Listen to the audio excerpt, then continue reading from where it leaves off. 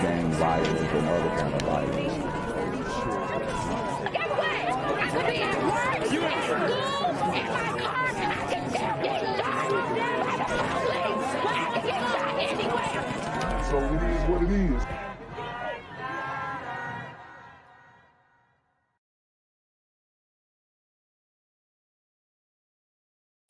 I'm here on the corner of MLK and Frederick Douglass, where a shooting just took place. And as you can see, it's a pretty rough area. So I'm basically risking my life reporting on this madness. So make sure you do me a favor and hit the subscribe button. Like the video, hell, share the video. And make sure you go ahead and leave a comment down in the comment section to continue the discussion on how we can find solutions to all this son violence in the streets. I'm Janquavius Jackson, here live, reporting from Atlanta, Georgia, BGZM News 17. Other content creators, I'm not going to mention certain ones, but they've been beefing with other content creators who weren't congruent in what they were saying. Like I said, some of these content creators dating fat bitches. Some of these content creators can't really prove that they done got bad bitches. And so on and so forth. They coming up with like text messages from, I don't know, 1975 and shit like that. Like, so it looks like they are cleaning house and clearing the flock of the people that they deem or see or feel that weren't congruent. And I just think that it shows that they have some type of credibility because they're basically saying, hey, we had this guy on our platform. I mean, can you really vet somebody that thoroughly? It looks like they're saying, hey, it was a mistake, you know, by them putting out this video on their platform. I know this isn't the video that they created, but by them sharing the video, to me, that gives it credence, because why would you expose people who you aligned with, right? That's just me. Was doing before, and I'll be back on the 25th. 25th. Fortunately Yeah. for you, this is a slip envelope today. If it hadn't been, Yes. Yes. If it was already served, you had already seen this, you would be wanting to go. Church militant asked every single victim and witness if they thought Jesse would continue sexually preying on men, and they all had the same answer. Well, yeah. I would say yes. Oh, there's no doubt in my mind. There's no doubt that there's current victims. I think for sure. Jesse allegedly accuses these men of harassment, but some members of his own congregation disagree, like former bond house tenant Fabian Asensio. Harassing is just an excuse for, trying to shut people down. And all these people who they're talking about have been connected. I know that the bald-headed dude, Samuel, was definitely on the show. And then a guy who had been with him for years. Look, guys, men don't usually come out and say that they were touched by another man. Okay? That's all I'm saying. Bond has been a nonprofit church for all these years. He's lied and collected a lot of money from that church, from people saying that, So 21 Studios is in the chat. If this is the real 21C, he said, I confirmed 100% Jesse Lee Peterson is a homo predator and male groomer. I'm ready and willing to go to court over it. So these motherfuckers, they ready to go. They ready to go over this shit, bro. Like I said, this documentary, like I said, most men don't really come out. This documentary, you got grown ass men talking about they fucked another man or got tried by another man or even had their dick touched by another man. That's crazy. So men don't usually do this. That's why I'm kind of leaning toward, I honestly, he seemed kind of suspect to me, for real.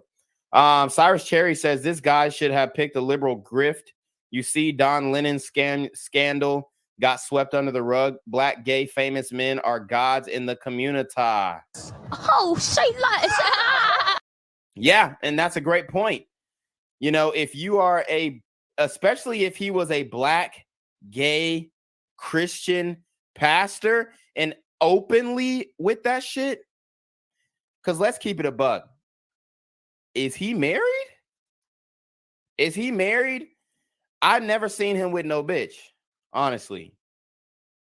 honestly. And I mean, you got 333,000 subscribers. He getting hella views. He getting some type of money. So me personally, you know, you'll see me with one or two. You feel me? I ain't seen him with one, honestly. So it's tough. Oh, they saying he divorced, he has a son. Okay. So okay. Maybe he's bi. Who knows? But I'm just saying it's alleged. I kind of believe it. It looks like the poll is damn near deadlocked. Guys, vote on the poll. And then I'm going to also take some StreamYard calls. I want to see what y'all thinking. A lot of people are saying that it's cap. If you think it's cap, put some caps in the chat. If you think it's true, put some dookie in the chat. Put some shit emojis in the chat if you think it's true. If it's cap, you already know what to do. Put the caps. He's been a hidden homosexual. There's plenty of evidence for it. There's no reason for us to make up anything. So for someone to be out there in the alley and talking and trying to wake up the employees and say, hey, what are you doing? Why are you still working for this liar? That's totally within our First Amendment rights. Jim Valerio, longtime donor and friend of Jesse's, also pushed back at his defenders. And for those of you people who are still supporting this so-called fraudulent, hypocritical, serial predator homosexual, you are going to pay a price for that. That is a stain on your soul when you meet your creator. Period. Cut. This isn't even the first incident. Jesse was embroiled in a homosexual scandal in October 2020 after his Twitter account liked a gay pornography image. Now that's wild. This one is wild. His Twitter account liked a gay adult film video. And if you look through Twitter, there is a lot of what they call Twitter after dark. Now it's just like oversaturated with OnlyFans models and shit, right? But I could see him liking, you know, like a bad bitch. Like it's a couple bad bitches on Instagram and TikTok and Twitter that you like, damn, like you see them hoes everywhere and you liking the pictures, just like sliding through. You like, damn, that bitch bad. Like the picture. But to like, there's no way that I would like a fucking suspect OnlyFans link. Now, he could have gotten hacked. He could have got hacked. Okay? He could have gotten hacked. But it's wild that he would like some shit like that. Just saying, he might have been scrolling. He said he doesn't operate his Twitter, though, so who knows? After the tweet was left up for hours, Jesse's account was immediately locked down and set to private. One caller on his daily JLP show broadcast tried asking him about it, and Peterson hung up on him. Did you lock your Twitter account because you got caught liking a gay OnlyFans post? Amazing.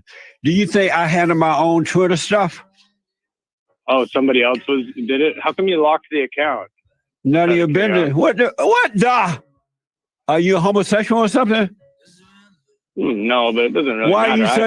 Are you such a beta male? What, you know all that stuff that's going on is not real, but you being a girl right now. What making you be a girl right now? There's nothing wrong with it, Jesse. There's nothing wrong with you being a girl? They were in. Goodbye. So he dropped them. You know, and that's, I mean, he got a little defensive over that.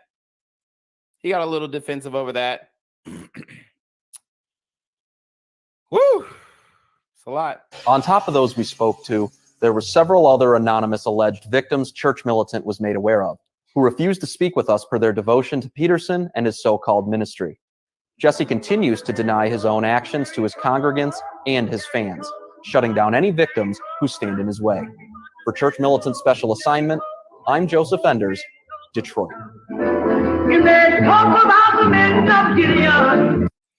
All right, so that was the documentary, guys. Wow, that was a lot, man. That was a lot. What do we think here? The poll is deadlocked 50-50. Wow. Wow. Okay.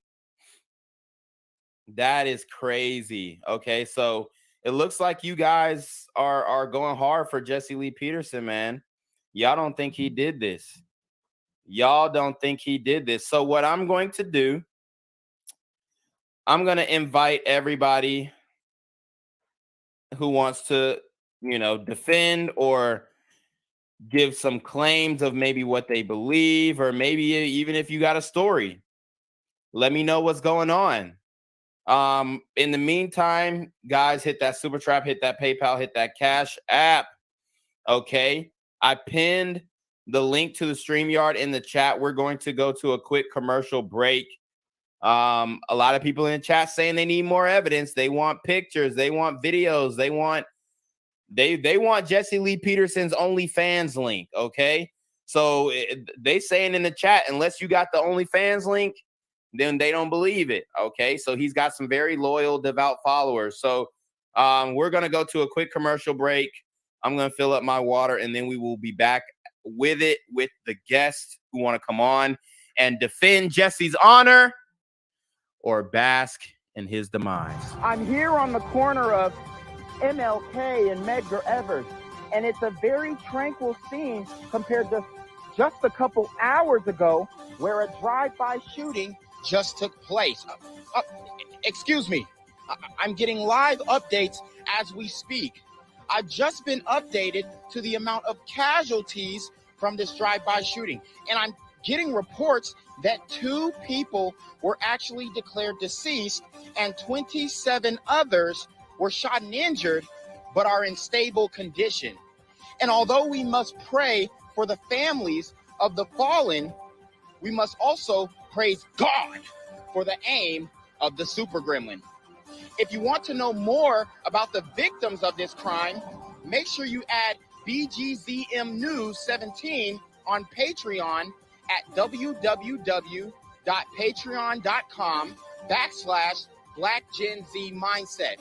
Also, don't forget to like the video, share the video, subscribe to the YouTube channel, and comment on the video to continue the discussion on how we can find solutions to all this gun violence in the streets.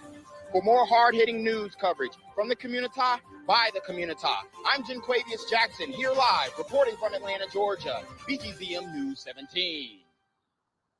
And cut. All right, dogs. Let's get the out of here before these niggas come back. Whoa. Yo. Whoa. Ain't that nigga J? Nah, that ain't me. That ain't me. He just went live That with ain't that me. funky ass suit on. That's that nigga. That's not me. Hey, get that nigga. Janquavius Jackson, here live, reporting from Atlanta, Georgia. Pray for me.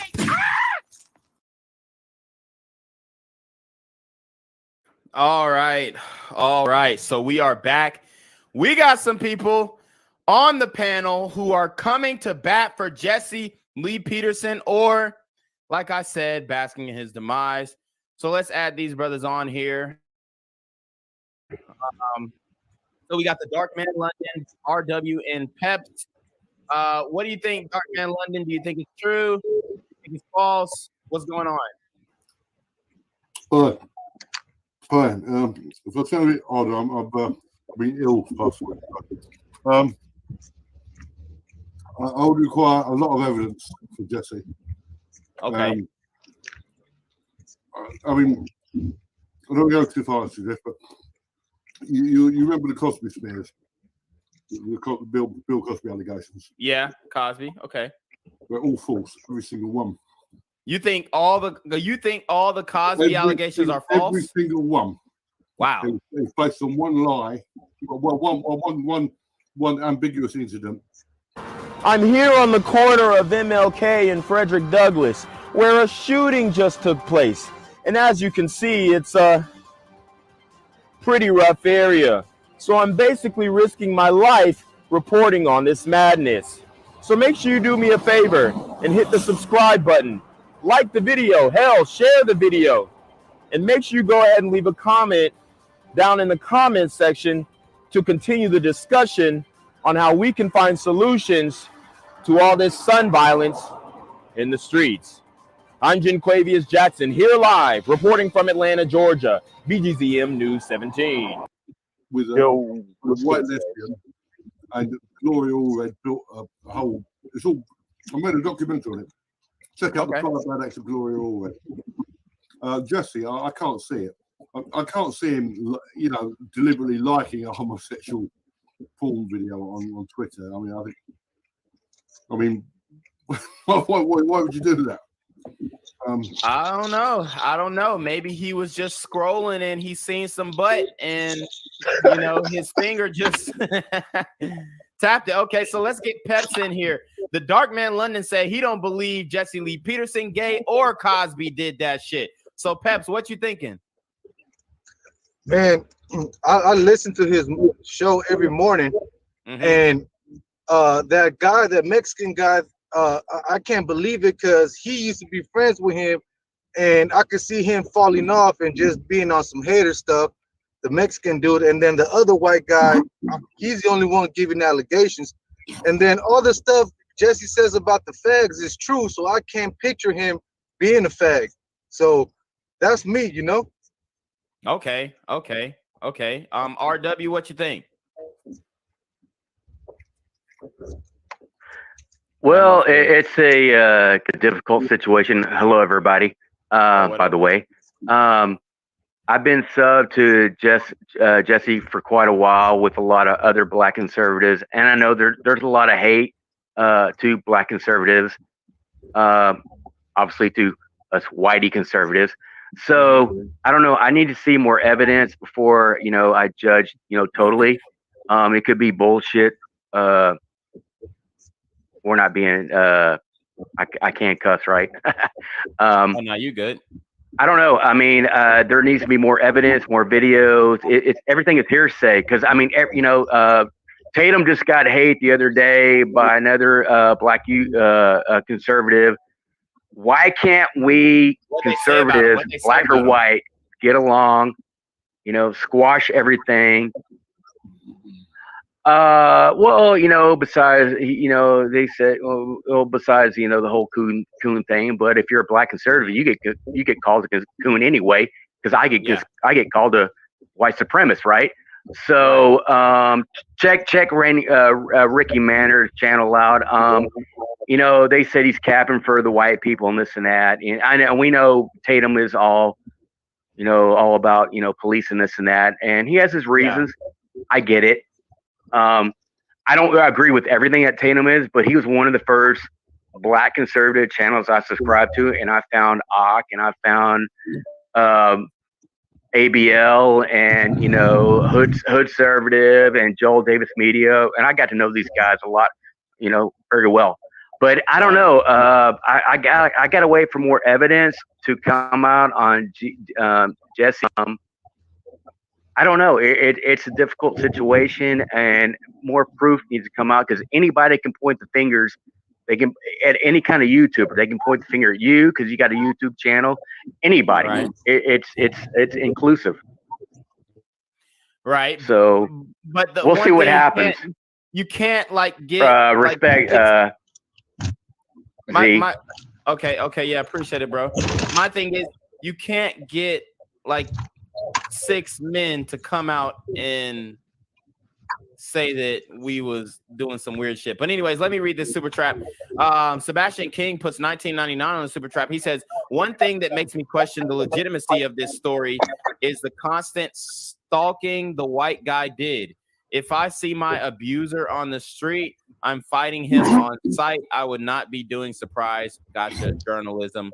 What about you? Some people handle their situations differently. A lot of people, especially when they have been sexually abused, their reaction to their abuser is not violence. Okay. So in a lot of situations, it's not violence. So, I can't really say, if a nigga, I've never been touched. I've never been violated in that way. So I can't really say how I will react. But respect to Hassan Campbell, obviously he was in some situation like that. I don't know the details, but He was in a situation like that, and he said that he didn't want any smoke for, you know, the guy that touched him, the what is his name, African Bambaataa, that touched him. He didn't want no smoke for him. So you never know how people react. But this shit is crazy. So we got Cootie and Googs in the building. Hey, if you're not talking, just mute up for me. But what's good, Cootie? What's good, Googs? What's good, man? So what do you think about this Jesse Lee Peterson What's up, situation? Black Gen Z? What up, bro? You think he did it?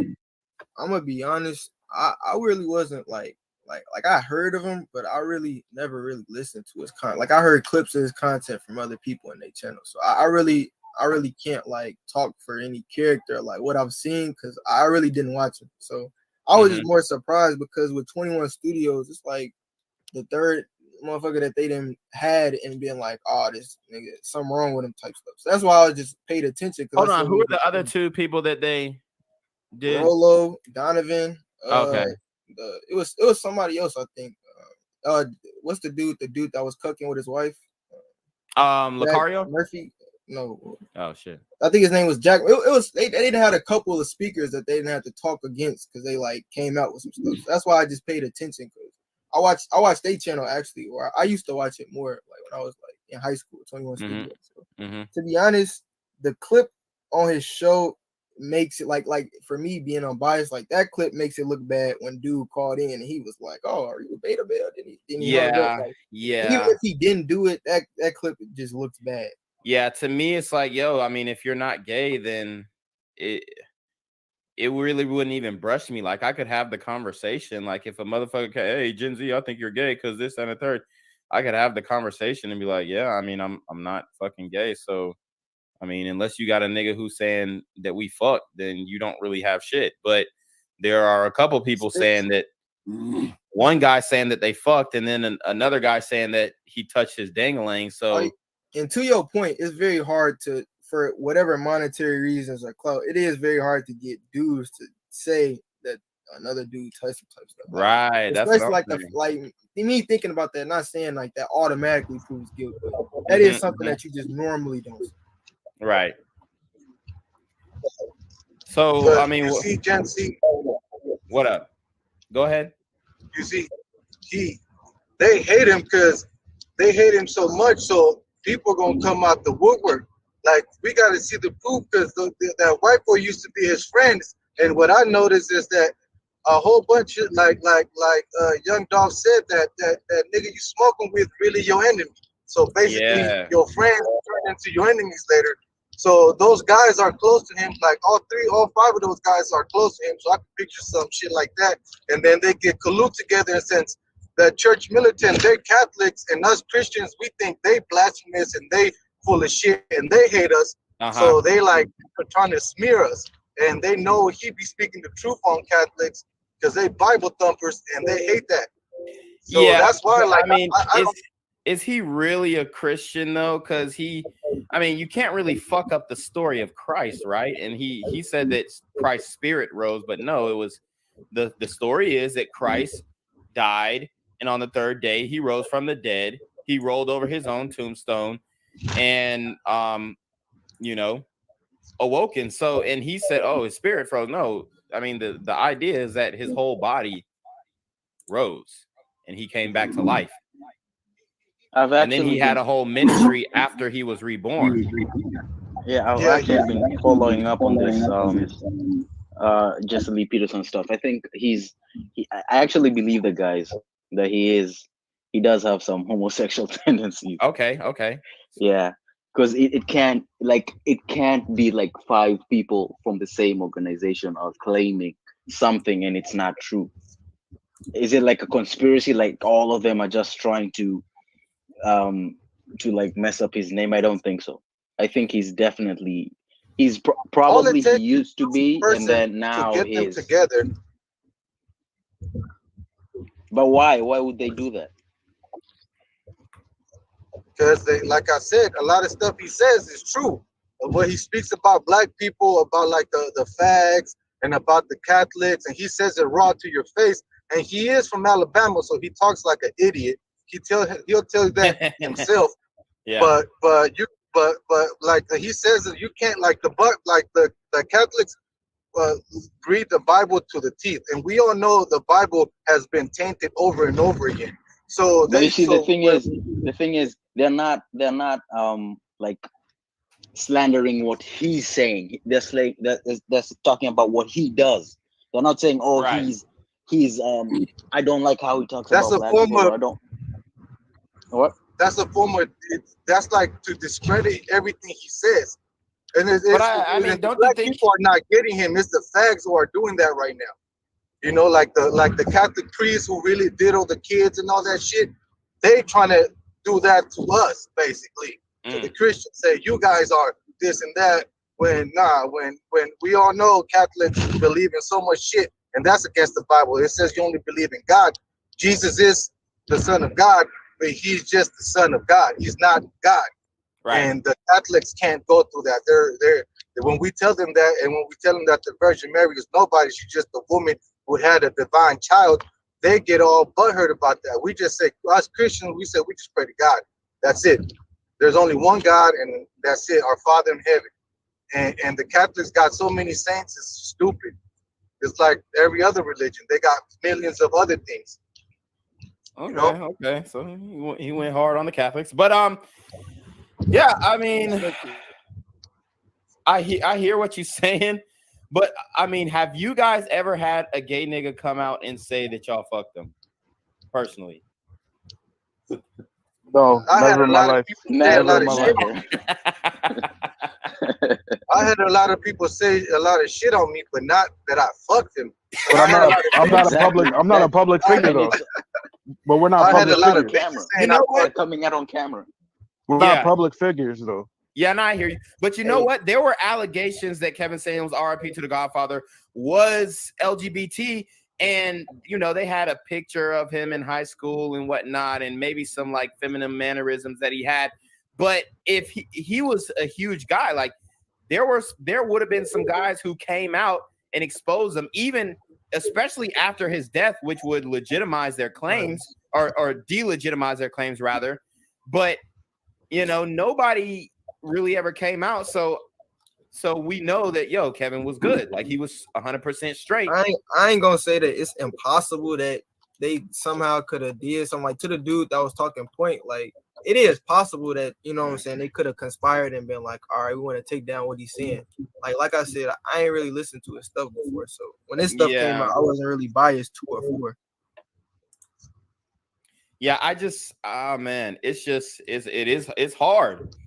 It's hard. He had a biblical question of the week on May 2nd. He said, "What is in the dark will come to the light." What does that mean? Wow. Okay. Wow.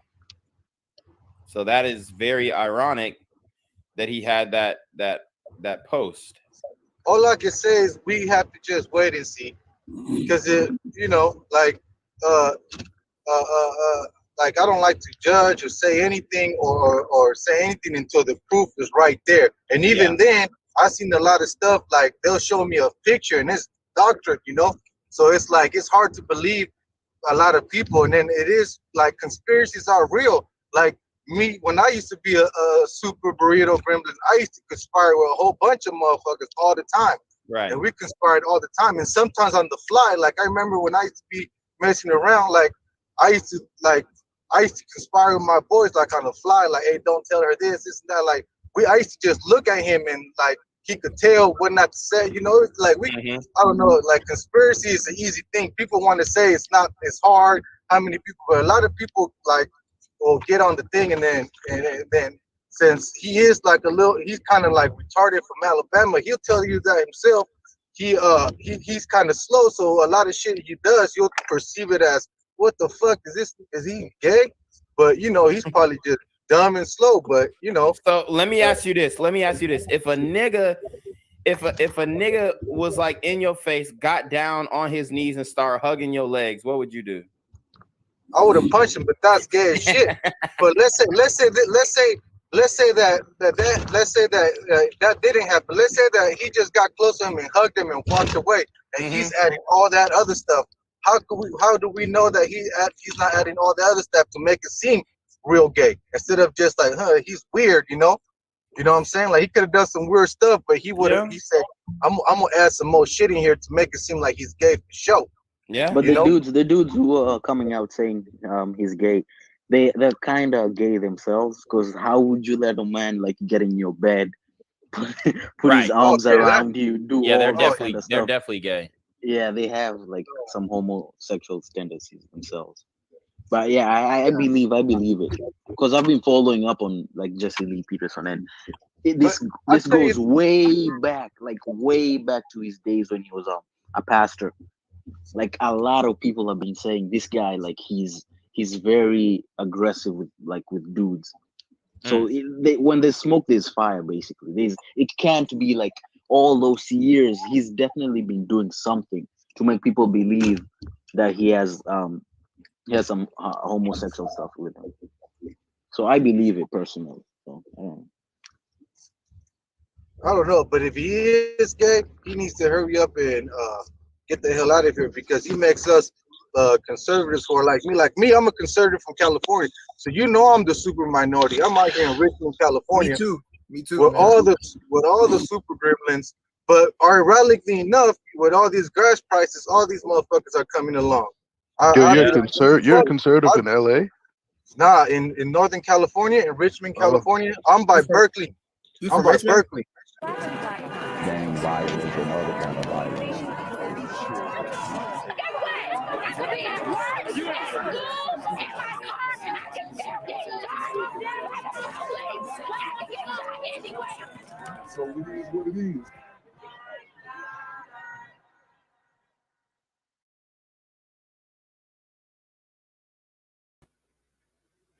What's good, YouTube? It's the Black Gen Z Mindset. Make sure you go ahead and like, comment, share, and subscribe. And let's get into the video. All right, guys. So we are... Man, hey, look. Everybody was doubting that Jesse was suspect. So I did some digging. And I actually found the son of Paul Rooney, I believe his name is. The son of Paul Rooney. He comes out and confirms that he confronted Jussie about fucking his dad. As crazy as that sounds, this young brother, and he is a biracial brother. Okay, he's a darker skinned brother. I don't know if he's mixed or adopted, but he comes out and he says, yo, I confronted Jussie about this, and I liked him more than I liked my own dad, even after knowing that he smashed my dad. Now, this is what I will say, guys. Ultimately, there is no evidence yet. No physical evidence, no pictures. You know, everything has been circumstantial. So I do want to get that out of the way. We got a lot of talking. It's a lot of talking. A lot. Jesse has not confirmed nor denied anything. He hasn't confronted it at all. I don't know if anybody has called in on his show because I don't really watch it like that. I watched it after the first 21 Studios production came out, but I didn't follow up. But Jesse, y'all, is he's in some hot dookie right now, okay?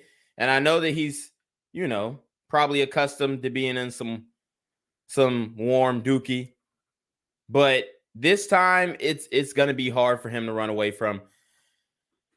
They don't have 100% proof, nor pictures, nor nothing like that. But what they do have is these people who said they have had encounters with Jesse, okay?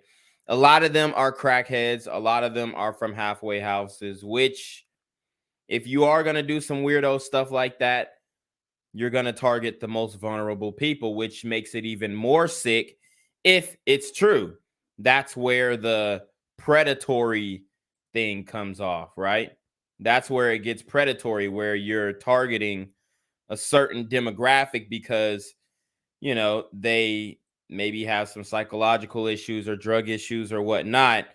But it does hurt their credibility. And that's kind of what you want, right? I mean, look at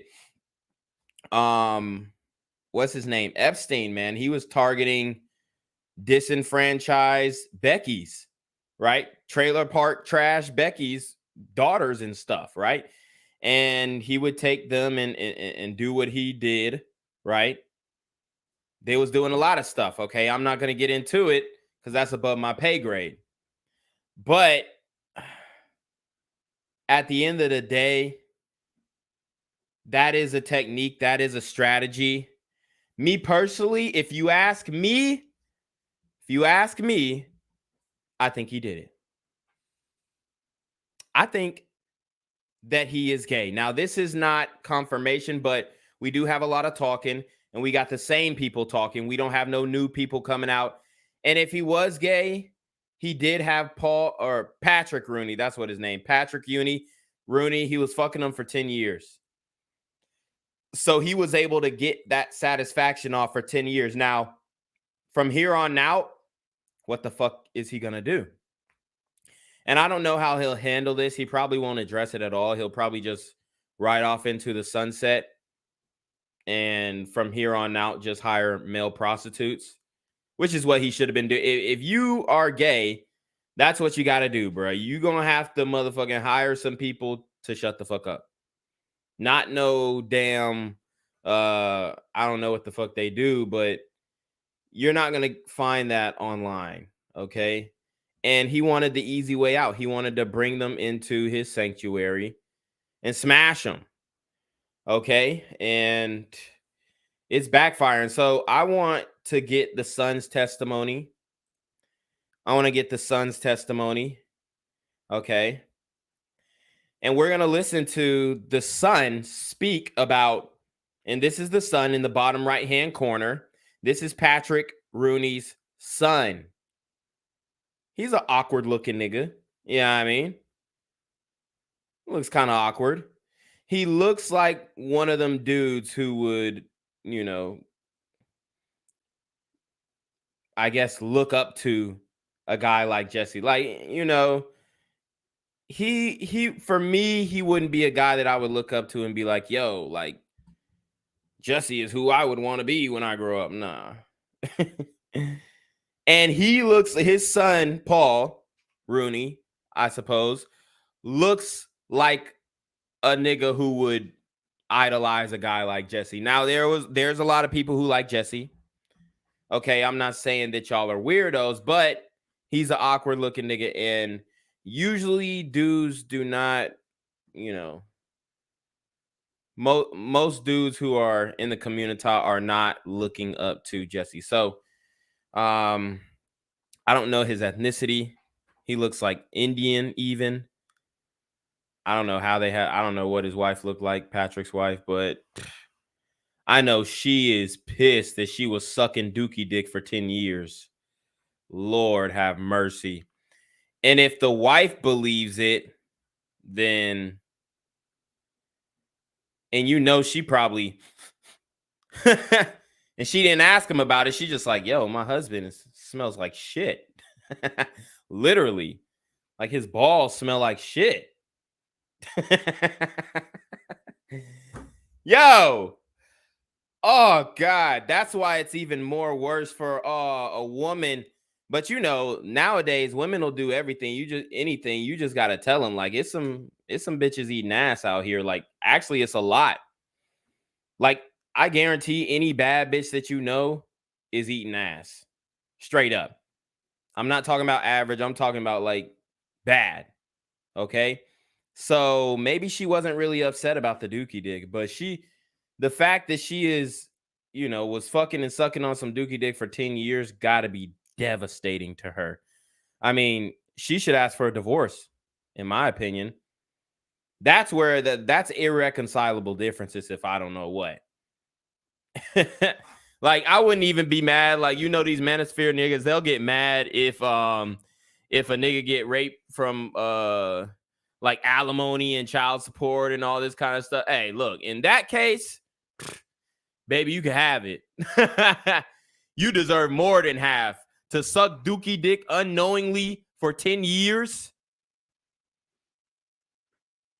So let's get into it. Like I said, his son definitely looks awkward, but we're gonna hear his testimony. What we're gonna do. I'm still not able to get to as many comments as I can. We're gonna have to. We'll have to do more of these along the way. So So you'll go to oldschoolus.com to find out more, and we'll update you and have more of these. But because these are really, I mean, with war going on, with this thing going on that I can't even mention on this platform, it's so ridiculous. With this thing going on in terms of people's health and all these shutdowns and this and that and insanity, the most important thing in our lives is prayer. More important than anything else, and understanding it is more important than anything that we do. So these discussions are really important. So I'm going to try to get to some comments, and then we'll try to. So it looks like they're having some type of online Bible study, and I just want you to look up in Martin's at Martin's screen in the back over his back right shoulder or his head here. Looks like he's got some dolls, you know. They look like Pokemon, maybe, hopefully. I don't know what that. Oh yeah, it is a Pokemon because he got Pikachu in a box or something. So, hey, he plays with dolls.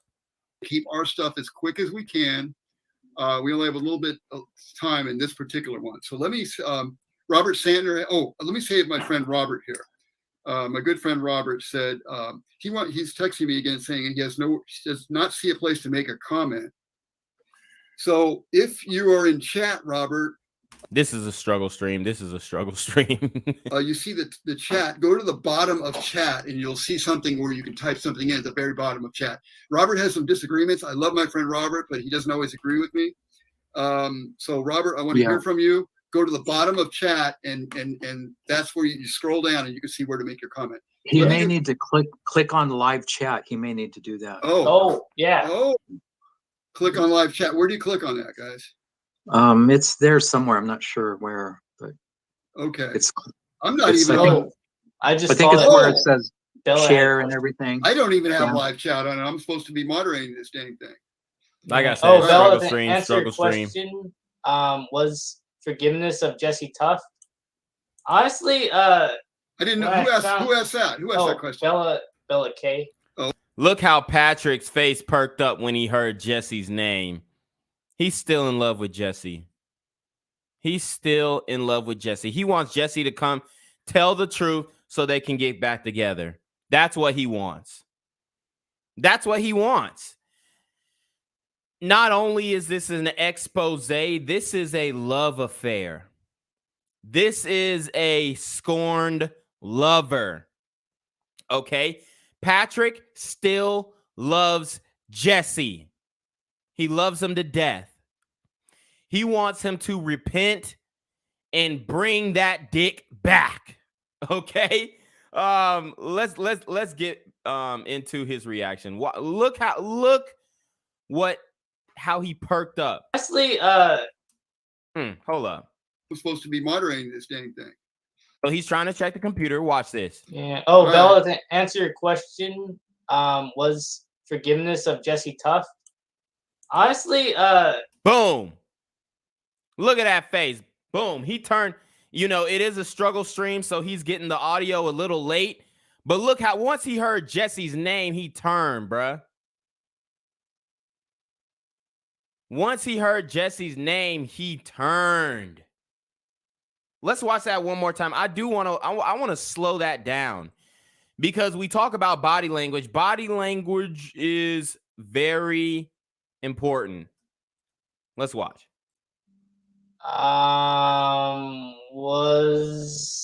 That's a little too slow. Forgiveness of Jesse Tuff.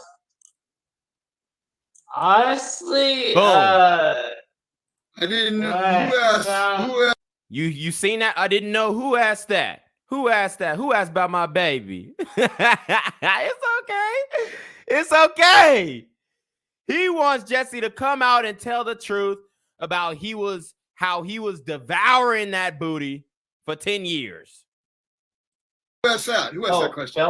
Bella K. Oh, okay. Go ahead. Honestly, when I first heard about it, well, the setup, I don't want to take too much time, but to set up the situation, my dad just out of the blue, like in the morning, told me, Jesse, I don't want to get into detail, but he said what Jesse did. And at first I like, you know how like when you hear like maybe someone died, you're in shock. See? This shit shook Paul to the core. Like, a nigga like me, I would have seen like, okay, I've been in the church. And usually the issue with pastors is they fucking other women and they got a wife. This is why if you're a pastor, you probably shouldn't even get married, honestly. You should just play the field, be a bachelor, smash girls who don't go to your church. Easy. They won't even know you're a pastor. I wouldn't even bring that shit up, honestly.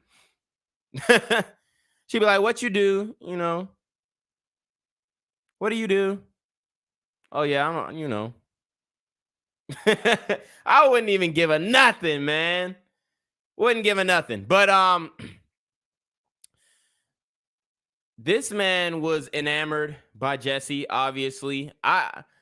I don't know why, bro. Like, I would have never, that wouldn't have been a guy that I would have looked up to. I mean, he cool or whatever. He got some funny viral moments, but, you know, he always seemed a little weird to me. For a little bit, you're like, what'd you say? Come on. I was like, what'd you say? And then he said it, and it just hit me like out of the, it literally hit me like a bullet. I just like started crying and stuff, but it was just because I was so like shocked. I was like, crying that you found out another man was gay is crazy. Because I made the mistake like a lot of people is like I did. I idolized Jesse, which you should don't do that. Never do that. But never idolize anybody, not just about Jesse. Yeah. My whole problem was idolizing a human being. You don't do that, you don't have any problems. Goodbye. Yeah. No need for counseling. No need for nothing. Just pray. You're done. Yeah, and I made the mistake of like just thinking he was perfect. I even one day like asked him, like I called him on the phone and said I was really excited. I was like, Jesse, you have no anger, right? I called him God Dad then. Just anyway, I said you can. I bet he called him God Dad. God Dad. I was really excited. I was like, Jesse, you have no anger, right? I called him God Dad then. Just anyway, I said I bet you can walk on water. Like I had more faith in him than me, in God. He said this man could walk on water. Yo, I mean, that is definitely cult-like. That's definitely cult-like. But we have the son coming out. I mean, what grown man is gonna tell his son that he's gay? Come on, bro. So that's what solidified it for me. Now he could have coached him. He could have coached him. Hey, at the 47-minute mark, read a chat or say that we read a chat that asked about Jesse. That could have been something. I didn't go back and watch the live chat if there was a lot, if they ever even got it working with this damn struggle stream. Or maybe they did this shit on Skype, but I don't know. Who knows? I like literally made him a guy. I was like, literally try it. You can walk on water, try it. And he's like, well, you know, I don't think I want to do that. Let me find out Jesse can't swim.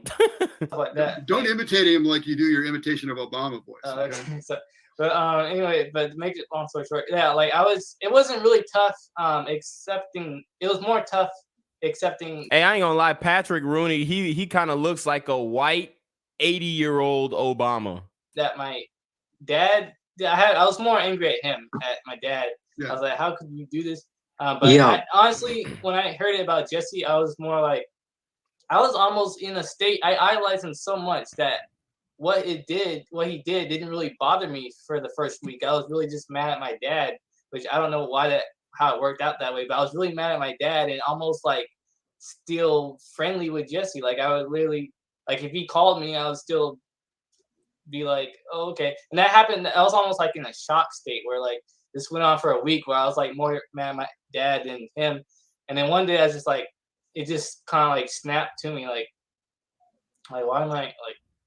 Did I you- wasn't like mad at just. I was like, These niggas. I mean, look, man. When I was his age, bro, I was I was trying to get with some cheerleaders or something, bro. Damn, I mean, he got too much time on his hand to be thinking about this type of shit. wasn't all buddy with them anymore. It's like, so, You yeah, expressed yourself to Jesse, I'm sure, right? About what's happened. Well, when he called that time, I don't think I actually did call him, but whenever he called, well, yeah, I called him. I asked, when my dad told me this happened, I said, can you call Jesse? I really I wanted to know it from him, and so he called him up, and I had some issues then where I was like mad at my dad and hating and stuff, so I didn't treat him as well as I should have. But anyway, he called. This nigga found out that his dad was gay, and then would y'all call that homophobia? or was he just mad that he lied? Cause, you know, people could interpret that as, oh, it was homophobic that he turned on his dad when he found out he was gay. They would say the same thing. Remember in the last stream when we did that grown man who got kicked out of his dad's house? Right? When his dad kicked him out, his dad said he didn't want him there. They called him homophobic. But if the son is mad that his dad is gay, does that make the son homophobic? Just a question. Called up Jesse, and then Jesse, I asked, I said, is this true? And then he said, what? He called my dad, Pat. So he said, Pat, you told him? You told him this? Oh my gosh. Well, that's one of I was Jesse's like, things. and then, Don't ever tell your wife. Don't tell your family. Yeah, and I If kept you- asking. Yeah, and he kept like saying that. It's like, what? You told him? He wouldn't really answer the question. I said, but did this happen? And I think actually that phone call, Dad, I think because you kind of like went off on him, so I think he hung up. But then the next, like a few nights later, when my mom was there too, he called and he's like, his tone literally changed. Like, you know, that phone call, he's like, like, you know, the playful Jesse Mo, like, you told him what, beta? But when we called the second time, his tone changed. Like, I'm sorry you heard about that. I'm sorry. He's like, I'm sorry you had to hear about that. I'm sorry. And so he gave an apology to Paul. He gave an apology to Paul Rooney, but he hasn't given an apology to his followers, the people that, you know, have been going hard for him. He had a stance on homosexuality. He had multiple stances on homosexuality. We're going to get to his stances on homosexuality. He wasn't for it. He was against it. He was calling people out for it. Okay? He was calling people out for it. And, you know, it's very hypocritical. But if it is how they say it is, if he was born that way, then he pretty much can't help it. And I know that's very conflicting within himself. I know that's very conflicting within his own heart, within his own spirit, as he likes to talk about the spirit a lot. There's a spirit. He would even go as far as to say there is a demonic homosexual spirit within you that you need to purge. Those are kind of the talking points that he made, right? Them are the talking points that he was, you know, hitting off on. So for Jesse to really change his narrative, if you will, he's going to have to do a lot. Okay? He's going to have to do a lot. yeah, he said, I'm So sorry. was he more sorry that you had to hear about it or that he did it? I don't know. He said, I'm sorry you had to hear about it. And I think he said sorry too. He definitely said, I'm sorry you had to hear about it. He said, I'm sorry about, he said, I'm sorry about that. And he said, please forgive, he said, forgive me for that or something like that. But yeah. There's a homosexual demon that's come from resenting women and Jesse. You heard it. He said it's a homosexual demon that comes from resenting women. Now, Does he resent women? I don't know. I haven't seen any of that. Bruh, like I said, if I ran the church, bro, it'll be full of bad bitches. I ain't gonna lie. We would only be saving bad bitches. So I'm not really interested in bringing a whole bunch of dudes into one house and living with a whole bunch of dudes. Okay. That's just me. So it's always kind of weird to me, you know, the way that a lot of these dudes kind of operate within the church. But hey, who am I to judge, right? And he's a massive slave to it. Yeah. Massive slave. Well, again, I wasn't trying to make this all about Jesse, but somebody called Fabian angry. If you're angry, you're a woman. Oh, I think he was. Well, he was joking. Let me put it this way: if anybody is angry, I don't know about this angry at woman thing, but if it applies to one, it applies to anybody who's angry or who sins against another person. So, the person who's saying that to begin with sounds like they're kind of like outing themselves by making that comment. I think you know what I'm saying. I would not use, and I personally, I would not use the anger thing as being like a woman thing anymore. It's so much in us. A spirit. It's a spirit. Yeah. I don't remember the Bible putting a gender to it myself. It didn't. The only connection that anger has to women is that generally women tend to be angrier than men. Okay? That a fair statement? So since women are angrier, then it kind of gets put as you know, I get what he's trying to say, but it's a lot of fucking angry men. Just check out my channel. I don't think there's more. I think the most vivid expression of anger is violence, and men are more violent than women, all in all. So I would say that no. Men are definitely angrier than women. I don't know where the fuck they're getting this shit from. I don't know. I ain't hear that in the Bible. I did not see that in the Bible. Okay. Woman thing. It's a spirit of anger that comes more through women than it does through men, generally speaking. Yes. Oh, absolutely. Yeah, except I mean, I know in my family, my father was very angry man, and it came from, you know, his father was a communist in the Civil War in Spain. So the expression of rage was definitely very intense in my father, and he hated me, my innocence. And they divorced when I was very young. So in my instance, that rage was a lot more worse with the father. Yeah. Yeah. Hey, Patrick, yeah, go ahead. I just wanted to say that Roy Masters talking about his wife and family, I thought was the bravest thing I'd ever seen. And the second bravest thing was when you came out and exposed the evil that you were involved in. And it just made me want to expose all my evil too. So, because on some real shit, if Patrick would have allowed Jesse to keep fucking, or if he would have allowed himself to keep fucking Jesse, I think they probably would have got Lil Paul involved. And Paul might have, you know, ended up becoming a butt buddy. No cap. That's how that cycle goes. That's how that cycle goes. Just like they alleged that Jesse was doing, pulling, you know, jerking himself off in front of niggas, bending down and hugging people's legs, kissing they shit. Oh man. Yeah. And I certainly did. And I hope everybody got good wind of it. If not, I'll repeat it to anybody at any time. And it does free your soul. It really does. Well, the Bible, I appreciate that. The Bible talks about, you know, we heard Jesse talking about if you do stuff, cover it all up. But the Bible says confess your sins to one another. So that doesn't necessarily mean everybody has to do what I did. I had kind of a special situation that it would take me a long time to get into here, all the reasons. No, I disagree. I think everybody does need to do what you did. And that I followed suit and it worked for me. I followed exactly your example and it worked for me.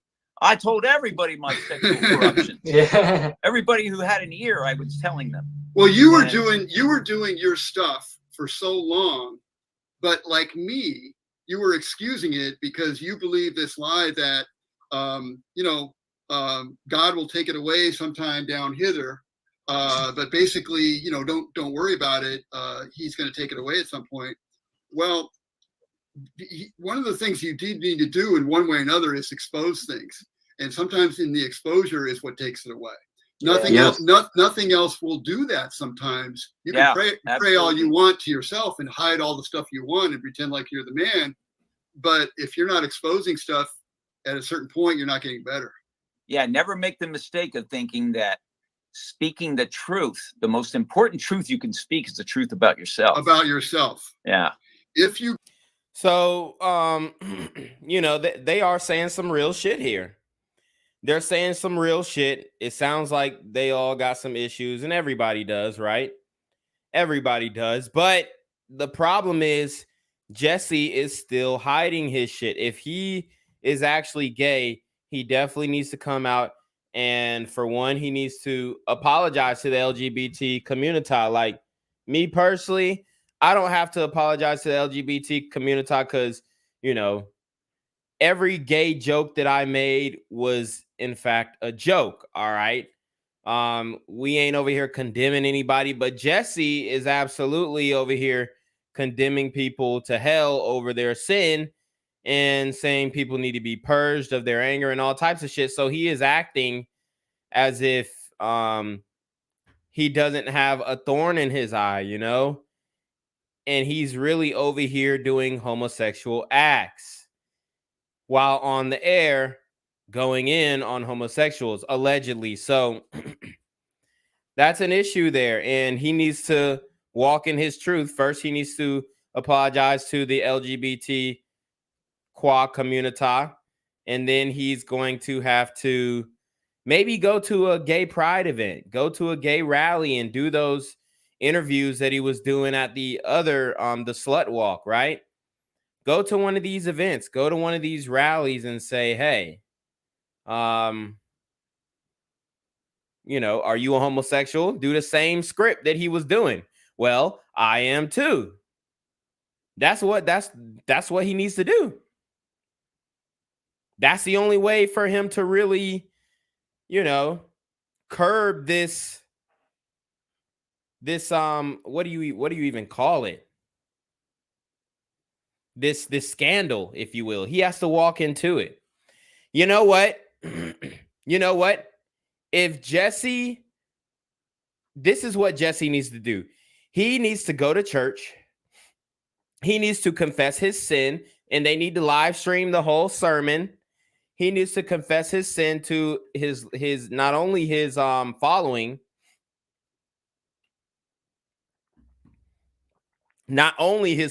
but he needs to confess his sin to himself. And then he needs to confess his sins to the whole congregation. Okay? Then he needs to get baptized in the blood of Jesus in order to wash away his sins and have him repent for all of the things he has done, all of the homosexual acts that he has made. It'll probably look something like this. Do you believe that the Lord tonight has set you free? Yes, sir. Turn around and tell those people. Tell them. I'm not gay no more. I am delivered. I don't like men no more. I said I like women. Women. I said women. I'm not gay. I would not date a man. I would not carry a purse. I would not put on makeup. I will love a woman. Now listen, y'all praise God with him. Hold on, wait a minute. Somebody believe God with him. Hey!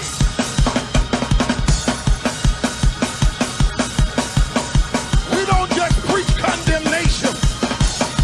We preach reconciliation.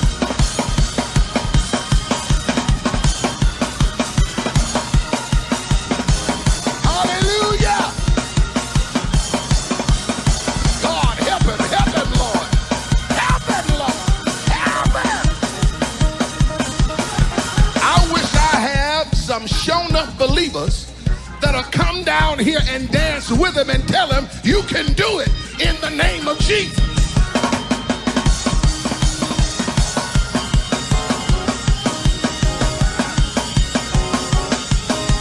Hey! That's right.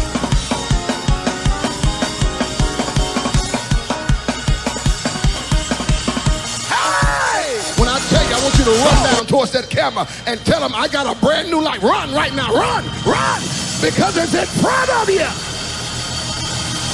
Glory to God. Somebody shout better, better, better. So you see there, guys, if Jesse really wants to make a change in his life, then he can, man. He just needs to go straight to the altar. He needs to go straight to the altar and rebuke that homosexual spirit in the name of Jesus.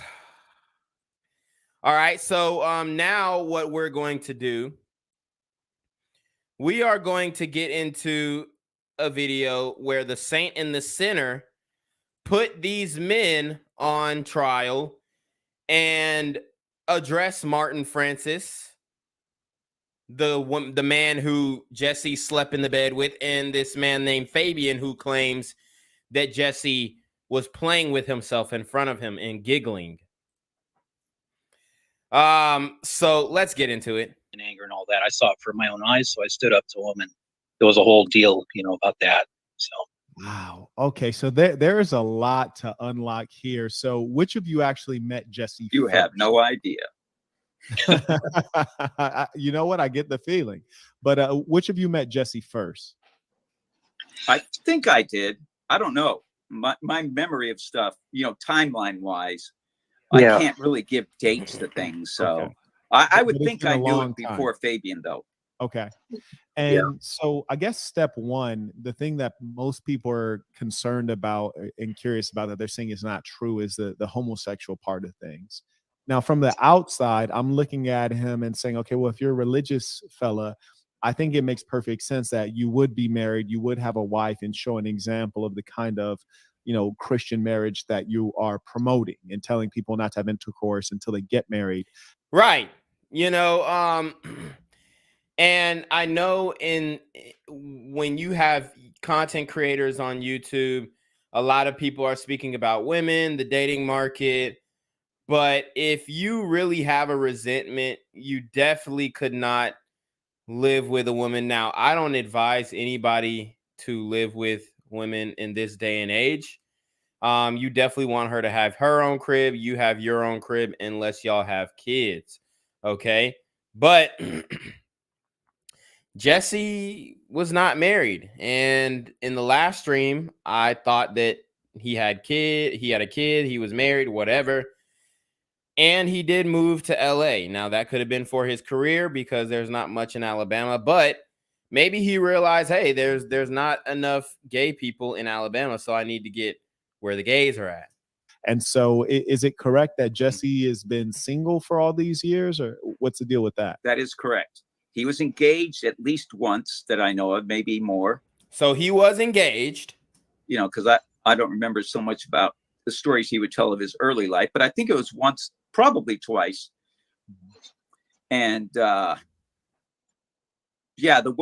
one of them was a woman who really admired him a lot, and she hung around a long time trying to wait. They broke up the engagement. I wonder what this woman looked like. Okay. Maybe they need to talk to her, because a lot of women come out and say men are gay after they were involved, and she hasn't come out to my knowledge and say, hey, yeah, that nigga's gay. But she still hung around a long time waiting for something to happen, but it didn't. Got you. So have you known of any women that he's been involved with? Do I know of any other men of the church? Yeah, like women that he's been carnally involved with? Because it sounds as though, like, if you've known him for 30 years and you've only... I don't know of any of women he was carnally involved with. Our gripe is that as a pastor who said, I do not sin, I do not have any anger, and I haven't had sex in 31 years, right? And wow. And he was claiming that he had been celibate for 31 years. Yeah, you got me fucked up. You know, I don't believe in sexual repression. I really don't. This is just me personally. There's no way unless I just can't get up, there's no way I'm going 31 years without fucking. That's wild. If he said that wild ass shit, woo! That's out of pocket. that used to be his calling card. And how he would call out other pastors. Well, do you still sin? You know, and that kind of thing. Well, I don't, you know. and so I bought into all that. So And, why to you would it be an alluring message for an adult male to say he has? Because I want to be a man who does not sin, who is not like a freak for sex. You know, I want to be free of the. See, and these are the, you know, I don't want to judge him in his old age because apparently he fucked his brother's wife or some shit like that. So he was able to get pussy. He's just a weird looking motherfucker. Of the you know, all the carnal and other desires, you know. Well, let me ask you this, because I want to eating too not much, only do all we that want to stuff. understand Jesse, we also want to understand, you know, the why of why people are following Jesse, because you know there are those who look at Jesse Lee Peterson from the outside, the internet, and then there are those who have a greater view of what he is, such as you folks. And so, what I'm trying to understand, okay, you say you want to be free of sin. You know, what about sex in the context of marriage? So you're saying this guy's been, you know, free of sex for 30 years. That's not He necessarily a hasn't. good thing. That's what he said. Sex. Oh, okay. Yeah. Oh, See, so that's a lie. I was just saying what he said about himself for 31 years. Now, what he's actually done for 31 years is the exact opposite. Yeah. See, what he's done is he's kind of plagiarized a famous Jewish man. He's now since passed away, Roy Masters, and he kind of taken on his. See, they keep mentioning him, Roy Masters. They keep likening Jesse to Roy Masters teachings, but he's done it in a mechanical way. So he says some really blessed things, but the spirit of truth isn't really backing it up. So it's been a lie, and now it's coming out. It's not that some of the things he says aren't true, but you know, it's a front for his sexual satisfaction behind the curtain. Gotcha. Okay, we're going to get into that. Let me hit this super chat. He said with men. Let me hit the super chat real quick. We're going to get into it. Billy Bob writes, I have a short temper. Do you have any advice on staying calm and respectful? I'm sorry to hear you have a short temper. You should figure out why that is. Number one, we could give you strategies on how to not explode, but the more important thing is to ask yourself, well, why is it that you have a short temper? And let me give you this challenge, because I notice a lot of gangsters and people with short tempers, when they get in that boxing ring, all of a sudden they, you know, after 3 or 4 rounds, they're really nice people. You see, all that fight has been taken out of them. Yeah, I mean, if you got a short temper, you got to work that shit off with exercise. That's really the reality. Because after you do 2 hours of legs, you're probably going to be too tired to blow up on anybody. So let me recommend 2 things. One, you introspect, find out what is the source of this short temper.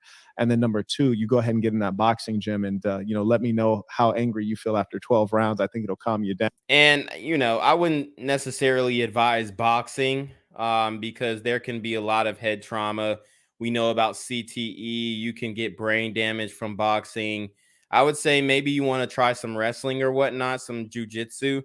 You know, go to an MMA gym or whatnot and just train jujitsu. But I would not advise boxing, because if you got a short fuse and you take a couple hits to the chin and you're not a seasoned boxer and you don't know how to recover, bro, you are finna kill some shit.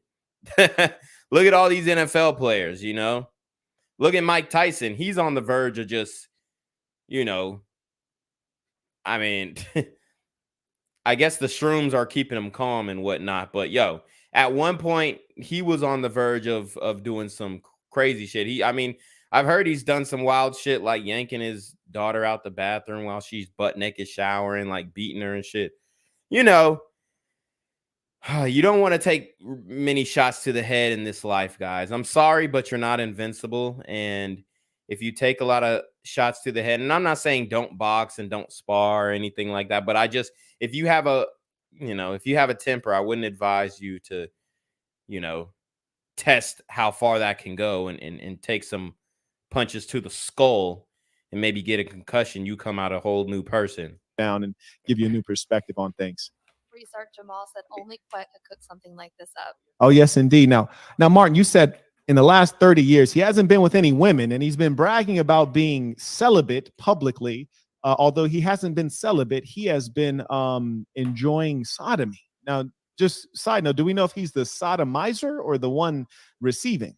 Well, he tried to groom me as he did the other men in the church, but since I didn't have a childhood molestation by a man, a lot of homosexuals are made that way from an early trauma, sexual trauma, another man attacking them. That's facts. And that didn't happen to me. So when he tried to groom me, I just thought, well, he's just, in my weak mind, I was like, yeah, he's just trying to find out if I'm homosexual so he can counsel me away from it.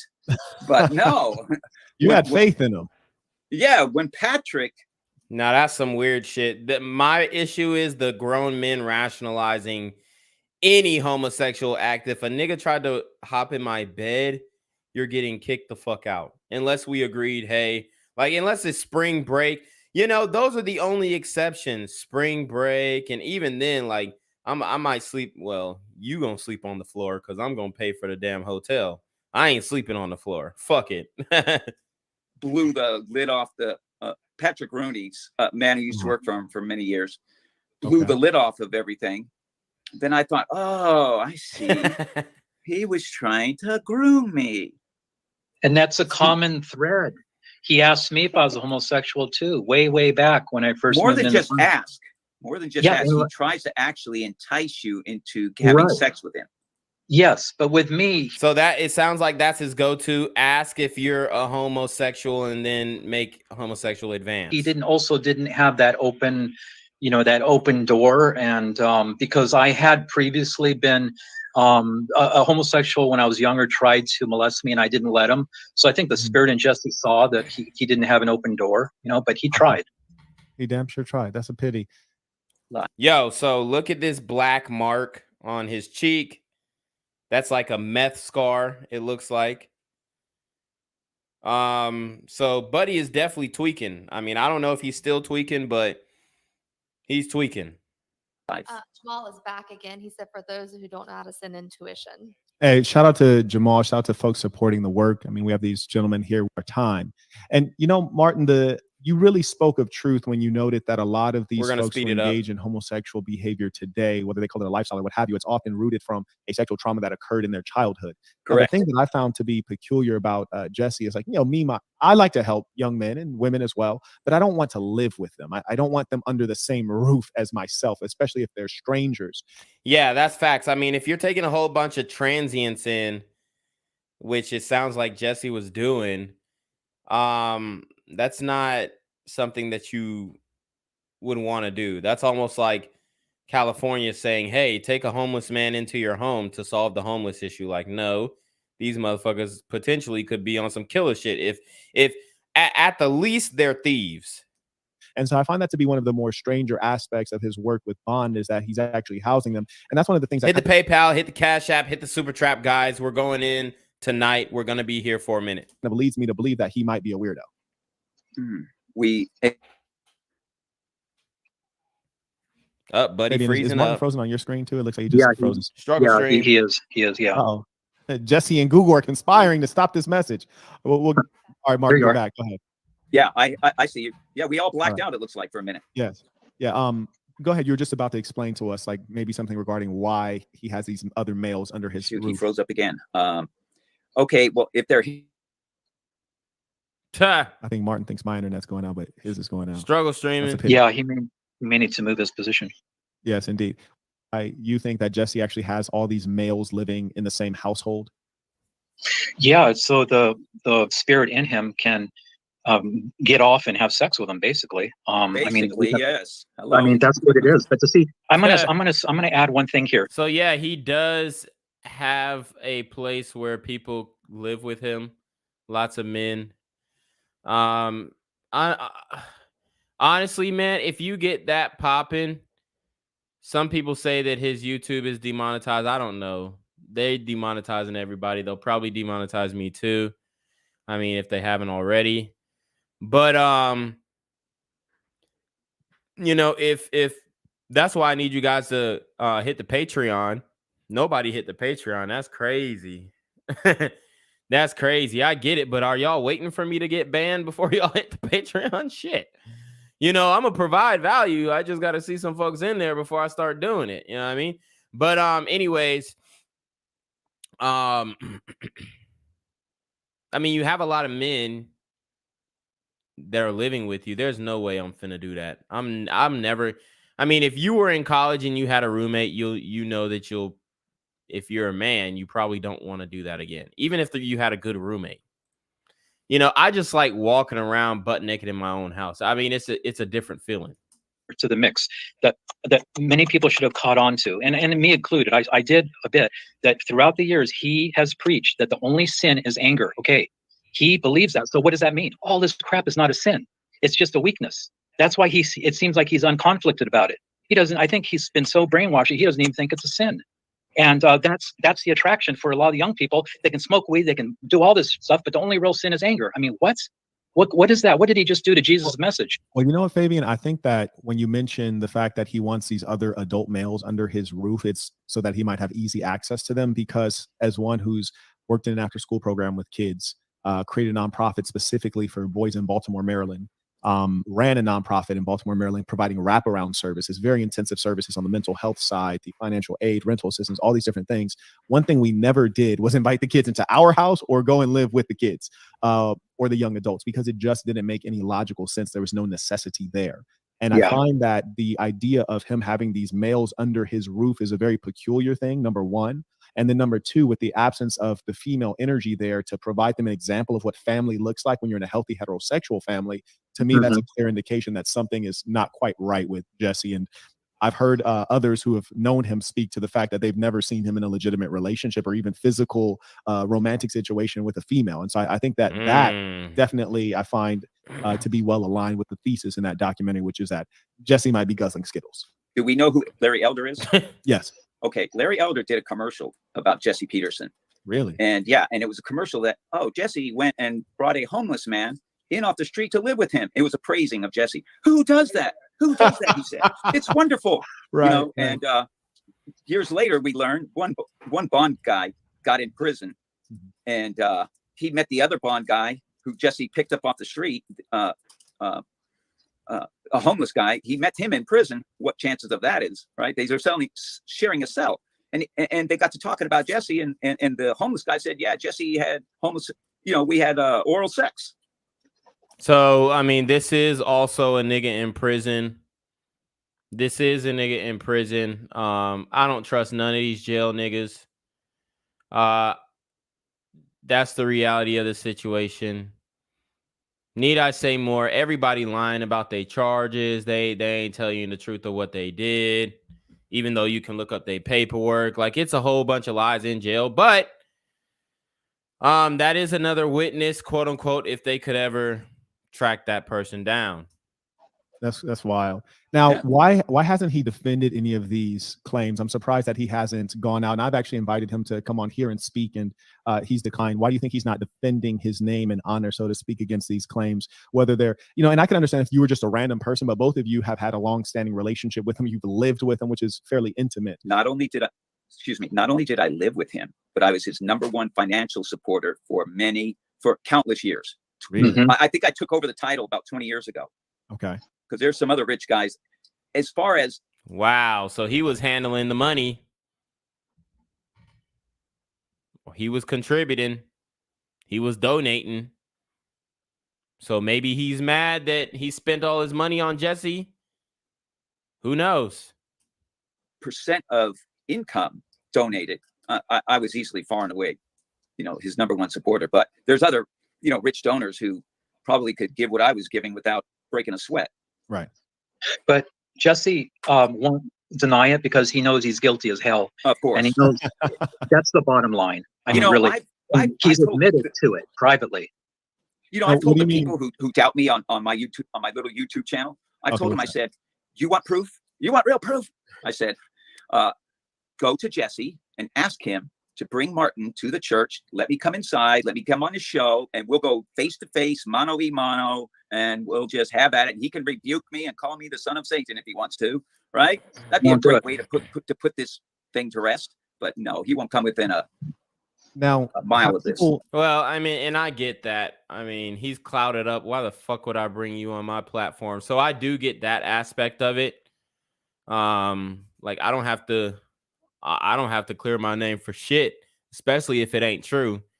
That could be his attitude, but like I said, the sun already put it out there. I don't know. I think it's true, y'all. Have people said this to you? Because I hear folks saying things like, well, you know, this is like a surviving R. Kelly situation, except you have grown men. Now, if it was a case that he was attempting to physically accost you in a sexual way, you know, why didn't this escalate into an altercation? Why were you all sticking around for this kind of thing, knowing that it was sinful and, you know, against your sexuality? Well, because excellent question. Because, and I talked with other guys now, and it seems like every male who's come through there he's tried to groom, to, you know, see if he could have sex with them. So I'm sure he's done with every man who's ever lived in the house. Because I'm hearing from lots of guys. I just heard from a guy named Mark in San Diego that, you know, this was happening to him. We just had a conversation today, and I'm like, wow. Well, why didn't you why didn't you do anything? And he said, well, you know, thinking Jesse is what he was saying he was, you know, a near perfect man. We were thinking, oh, this is just his unusual way of trying to find out if we are homosexual so he can counsel us. So he can counsel us. Ooh, yeah. The mind does some pretty weird stuff to excuse.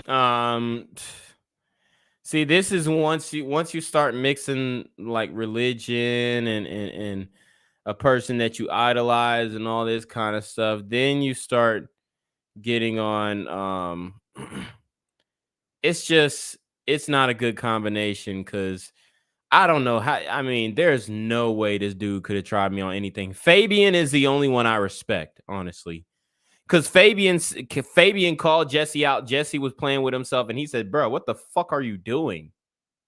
Okay. So shout out to Fabian. Because he wasn't going for that shit. So that we don't have to stand up to a bully. The mind doesn't do that. That's Satan talking within our mind telling us these things. That's right. That's right. The mind does not work independently, of course. Yep, absolutely. But oh, I forgot I was going to say something. Oh yeah, you had just asked the question, Marquette. What was your question? I had a good answer for it. I forgot your question. Why didn't this escalate into an altercation? You know, oh yeah. Well, well, with the gentleman who's Samuel, who's on the documentary, he actually confronted Jesse. He said, hey, you know, you stay away from my house, you stay away from me. It didn't go very far. So he did stand up. But with, you know, the other gentleman, he got caught up in the sin. So he got caught up, you know, and, you know, we can win in all of them. But some of them just went away. You know, they were like, yikes. They were like, yikes. And they didn't say anything to anybody else. They just went away. Because it's embarrassing. It's very embarrassing. It is embarrassing. It's extremely embarrassing. And one thing that I surmise is that the kind of male who's moving into the bond house is a vulnerable person, is someone who might be down on their luck financially, someone who's seeking spiritual guidance, and perhaps seeking a father figure, a male leader in their life, a patriarch. And he's representing all these things and providing for comfort and safety. And at some level, I understand that you know, their hands are tied if they need a place to stay, if it's homelessness or live in the bond house.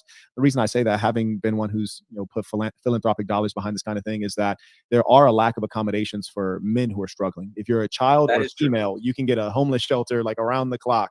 But if you're a homeless male, you're pretty much off unto yourself for the most part. So, and I think the reason for that is because the threat of violence. When you combine like drugs, alcohol, addictions, and men and violence, then, you know, women can get pretty crazy too, but it's not as bad. You know, just look at the streets of California or anywhere with a large homeless population. Look at Atlanta, New York. I mean, these dudes are fucking insane. And maybe the streets made them insane, Or maybe they were already insane and they just needed a push from a needle. I do understand that aspect of things. Now, Yeah. did you guys have any notes on that? That is the most wicked aspect of this too, because when you realize that he's preyed on these vulnerable people, that is a horrible, horrible thing. Horrible. Now, would you say that you guys were in a cult? Yes. Well, absolutely. But see, cults, remember, cults use truth. He was saying truthful things, but he had learned these from this Jewish mystic, Roy Masters, who was really on it. And when you read his books, you know, The Foundation of Human Understanding, which I have no financial connection to whatsoever. If you read his books and watch his videos and stuff, because he's dead, he's 92, or he was 92 when he died a couple of years ago, 94.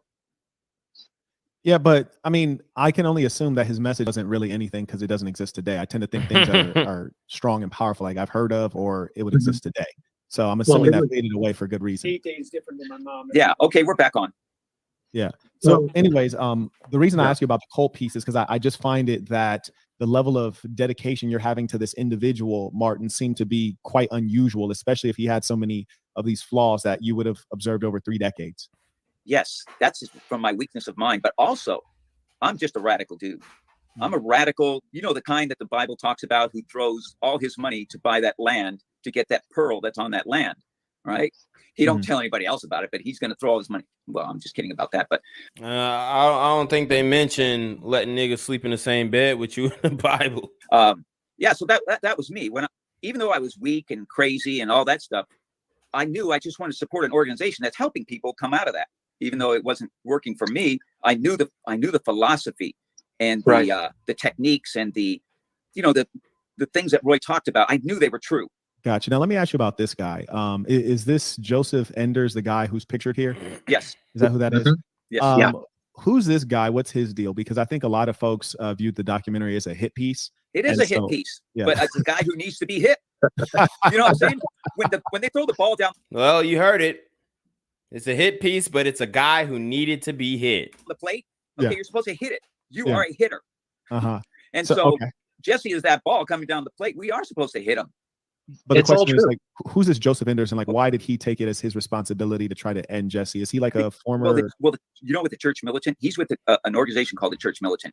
They're kind of like on the outliers of the Catholic, the main body of the Catholic Church. They're not loved well in the Catholic Church. Why? Because they oppose homosexuality in the leadership of the church. Okay. Right. So they are not loved at all by the leadership. Fair enough. Okay, so they're supposed to be the ones cleaning house then. They're the ones who are trying to clean house. They don't have any real power in the Catholic Church. They're not big money donors to the church. Gotcha. And they were shocked to hear this too. They really liked Jesse and his basic message. That's true. Yeah. Even though they didn't agree with him on some things, like putting Mary up there as someone we should pray to and all that stuff. We have our differences of opinion religiously. I do with them, but that doesn't stop me from teaming up with them to oppose something we both agree with, and that is there should not be homosexuals teaching. Yeah, he definitely tried to groom that guy. Well, shit, it looks like this guy didn't groom himself. He looked like he came up behind Jesse. Now, now this is the photo that everybody is saying is doctored. This is the photo that everybody is saying is doctored.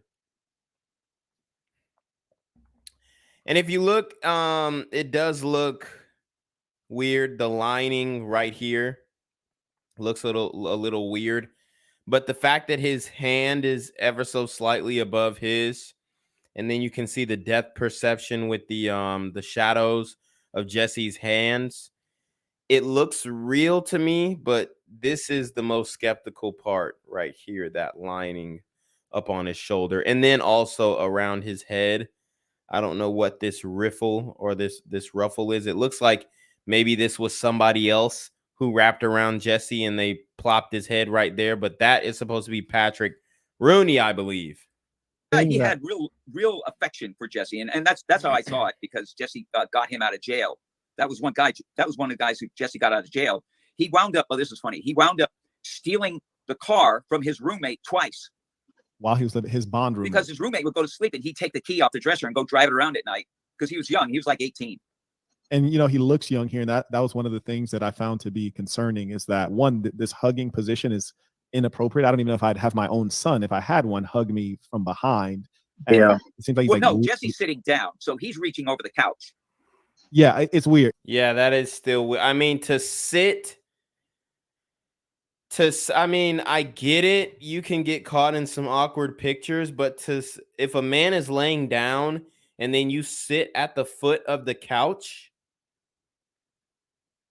while he's laying down, so he's on the couch, on an elevated couch, and then Jesse is sitting at the foot of the couch. That's wild to me. I wouldn't even do that with a male family member. Maybe if he was lied across the couch in like a different position, like his feet to my head or something, that might be cool. But I wouldn't even want to lay down because I know he might fuck with me. Like he might slap my head or slap, whatever. Try and, I don't know, do some, cousin shit, family shit, whatever. Just fucking with each other. Pause. And not, you know what I mean?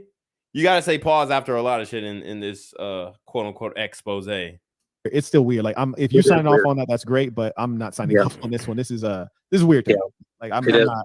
Yeah, maybe if it was like a toddler. That only solidifies the case. Yeah, exactly. Now this is strange. And so this was an 18-year-old kid that Jesse got out of jail, but was still troubled enough that he was stealing the automobile of his roommate at Bond. Yes. Wow. Okay. Twice. Yeah. And that's what I find to be disturbing, in that a lot of predators, be them homosexual or otherwise, and one thing we all know is the data indicates that most predators and are homosexuals. Most times you find pedophilia, it is something that's executed in a homosexual fashion. And I don't think that's coincidental. But they always target the kids who are marginal, the kids who are troubled, the kids who are not close to their parents, who essentially don't have a protector. And it seems as though Bond was a specific place where troubled young males could go as a refuge, and perhaps went there for that very reason, but instead found Jesse reaching in his crotch. That's right. Yeah. To put it bluntly. And you know what? And to add injury to insult, now when people like myself and Martin and a few others, and we protest. Yeah, can you hear me? Okay. Yeah, we'll hear you fine. Go ahead, Fabian.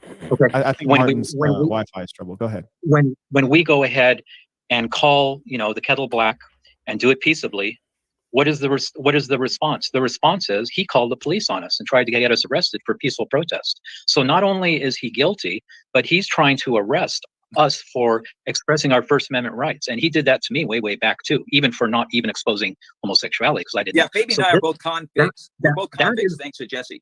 That is the action. Jesse, he told some cases, huh? That is the action of a really guilty person. Totally. Now, what were you guys like, protesting in front of his home, or where were you protesting? No, in front of the church building. Yeah, I don't do people's homes. Okay, fair enough. Yeah, and we have. He owns his own church. Is that the situation? Yes. Okay. Everything is under his name. There's no accountability. There's no annual audit or anything done. We all think Jesse is one of the sons of God, so we didn't have any oversight at all. All he had was an advisory board for his church, and they had no power at all. Got you. And he has a legitimate 501c3 yes, nonprofit yes, he church. does. Wow, that's amazing. And that's why we are pursuing the legal angle also. And when he took Martin to court, they perjured themselves on the documents, and Martin has a video on that, and they lost the case. James Hake, Doug Massey, and Jesse, they all lied. They wouldn't show their face in court, and Martin won the case. It was pathetic. Damn, so they got a default judgment from Jesse. So that's something. Pathetic. They tried to file a restraining order on him because that's how evil operates. It tries to shut down the light. Well, let me ask you guys this, because a lot of folks who object to what you're saying will say, oh, okay, if he's done all this gay stuff in the modern era, why don't we have any text messages or video? Videos recorded? Oh, he seems like a crafty guy. So he was crafty, but you can't get one text from a 10-year relationship from Patrick Rooney saying that, yo, let me pull up Netflix and chill, something. He's a crafty dude, and he used to brag when he was younger. He used to say when he was younger, even then he knew not to put anything in writing when he would, treat women badly or, do whatever he was doing wrong. He knew not to put it in writing in any way, shape, or form. Hold on. So that is a contradiction. He said earlier that he had never seen him with a woman, and now he's saying he's treating women badly. Like, what do you mean? Like pump and dump? What do you mean by treating women badly? So that is a contradiction in the story. So you said he wasn't intimate with women. You never seen him interact with women like that.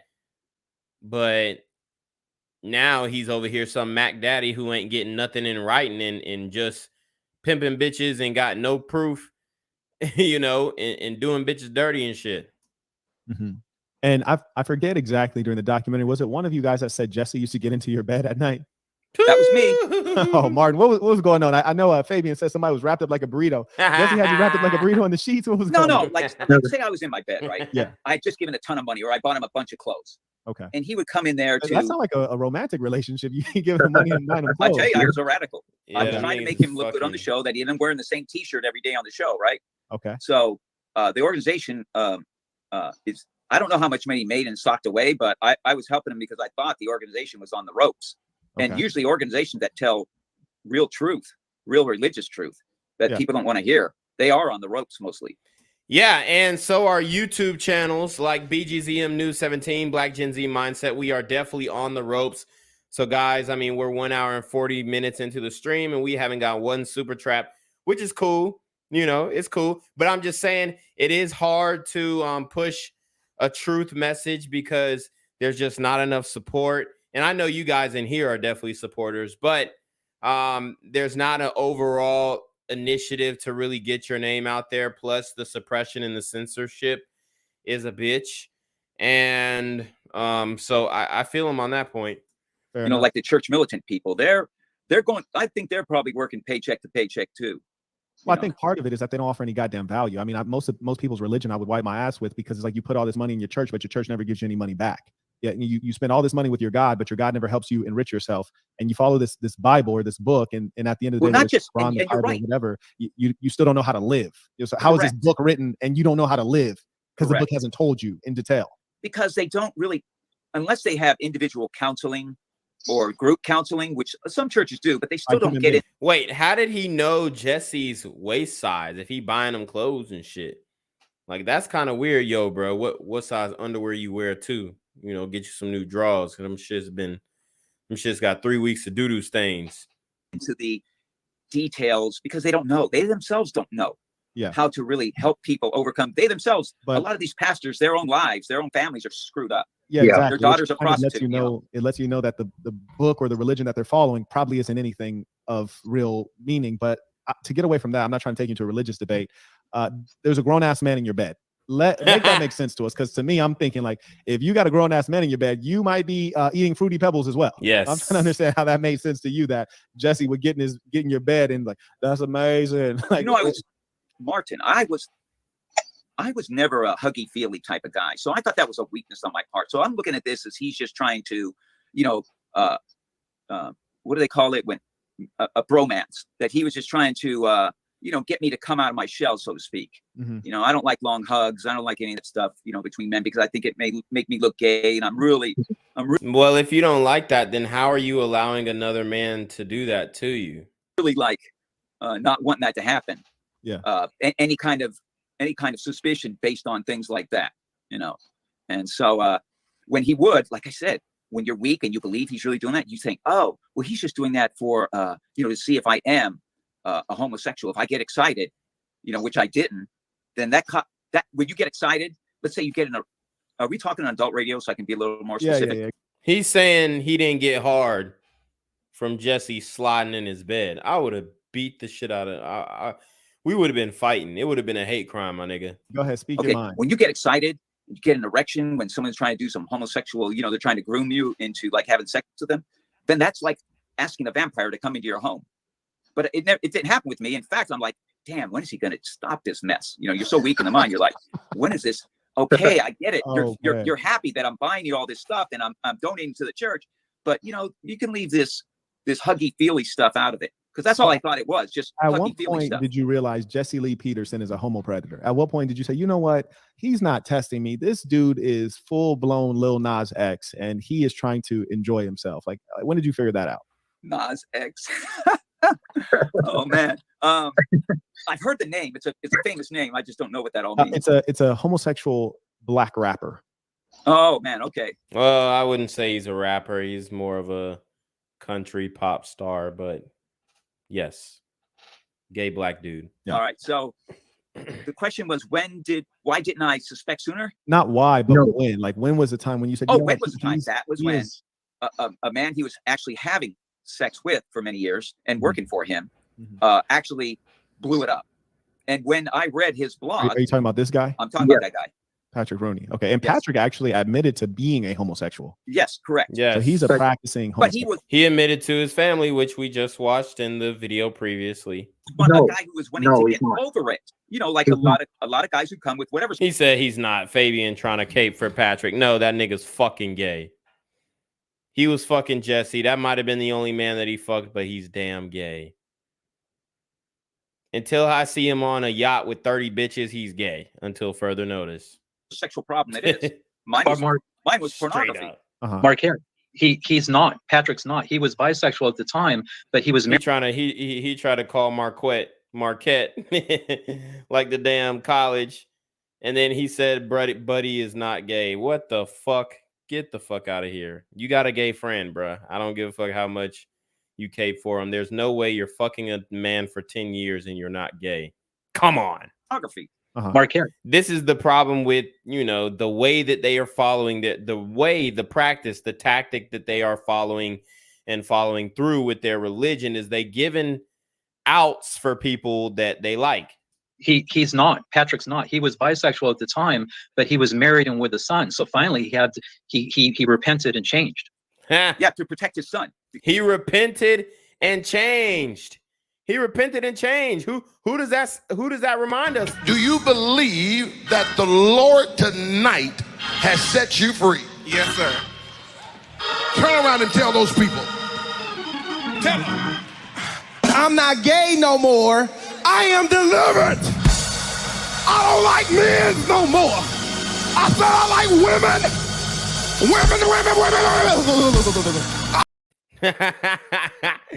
Okay. He said Patrick Rooney is delivered. He's delivered, y'all. Okay. He don't like men's no more. He don't like men's no more, y'all. And I done seen Andrew with I think he got a family now. I don't know, but he's still a little fruity. But he out here living his best life. Okay. He out here living his best life. I don't know if he is really getting to the buns though. The right buns, not the wrong ones, goddamn. But I don't know. I'm looking through his Instagram right now. He's definitely still sus. The pictures that he taken, there's no way he's fucking with women. Okay? There's absolutely no way. Hold on, let me see. I'm looking at this video. Oh yeah, he's still gay, y'all. He wasn't delivered. So you can't ungay yourself. If you fucking nigga, you're gay. Look, he said he was just delivered. Now watch him hop out the stretcher. Honey, I have arrived, honey. I have arrived. And before you know it, when I leave, a lot of you guys will be on unemployment. I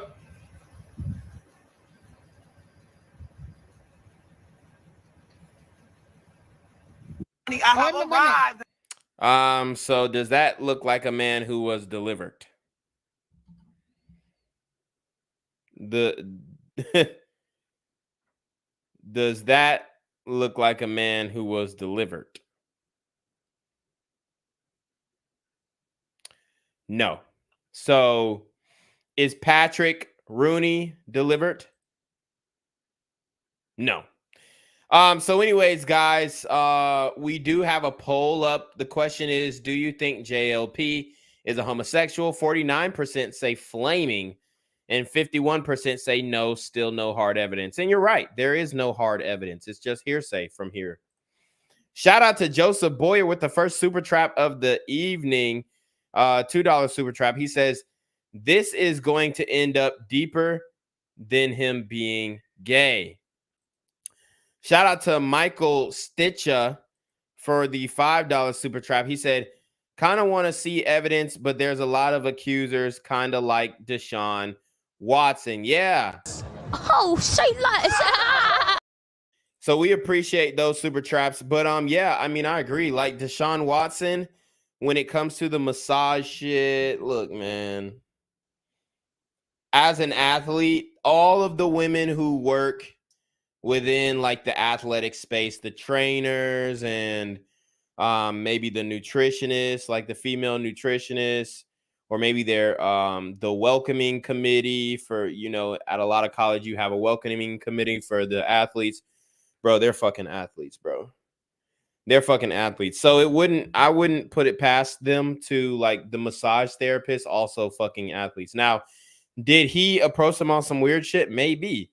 But a lot of them were coming back to 2, 3, 4 different massages.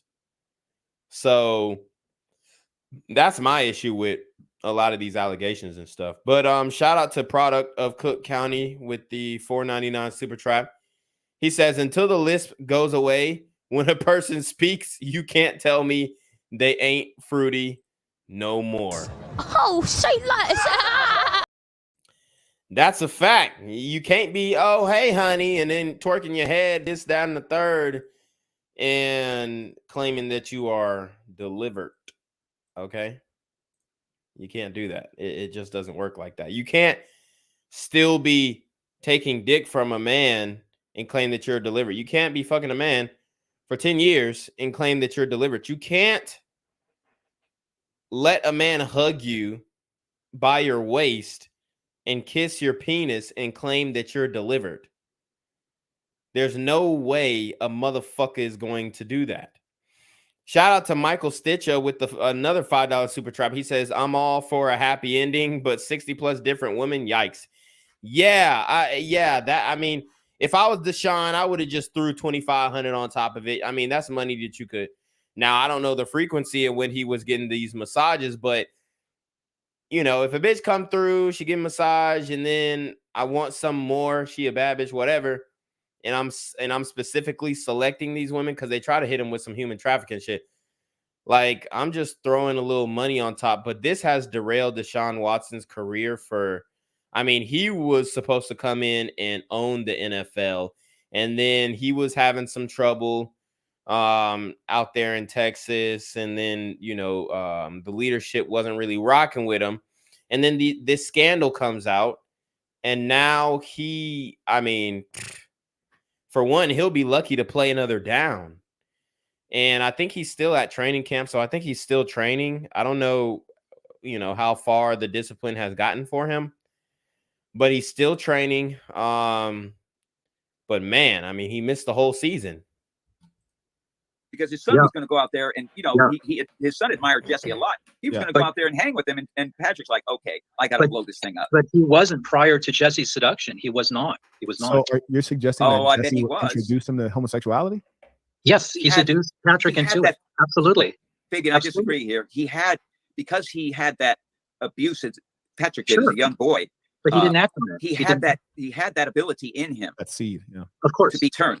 Real quick, Jamal writes, if you truly believe Jesse was doing overall good, why would he test you to see if you're gay or not? You know, I've asked the same question. Marquette, right? Marquette.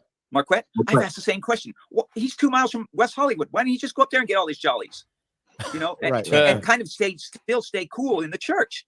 But they're not like that. They have an insatiable appetite. Mm-hmm. But part of it too, and I just did a YouTube on this, is that the power that the people gave him in Bond, it inflamed his sexuality. It's a strange thing. When you look too much up to a guy, put him on I agree on a pedestal, it turns on weird sexuality. You're saying among the followers? Yes. So he actually had to have sex with some of the followers. Yep. I'm gonna go ahead and say you just lost me on that one. You lost me on that one. Run, make that make sense. Talk to me, Fabian.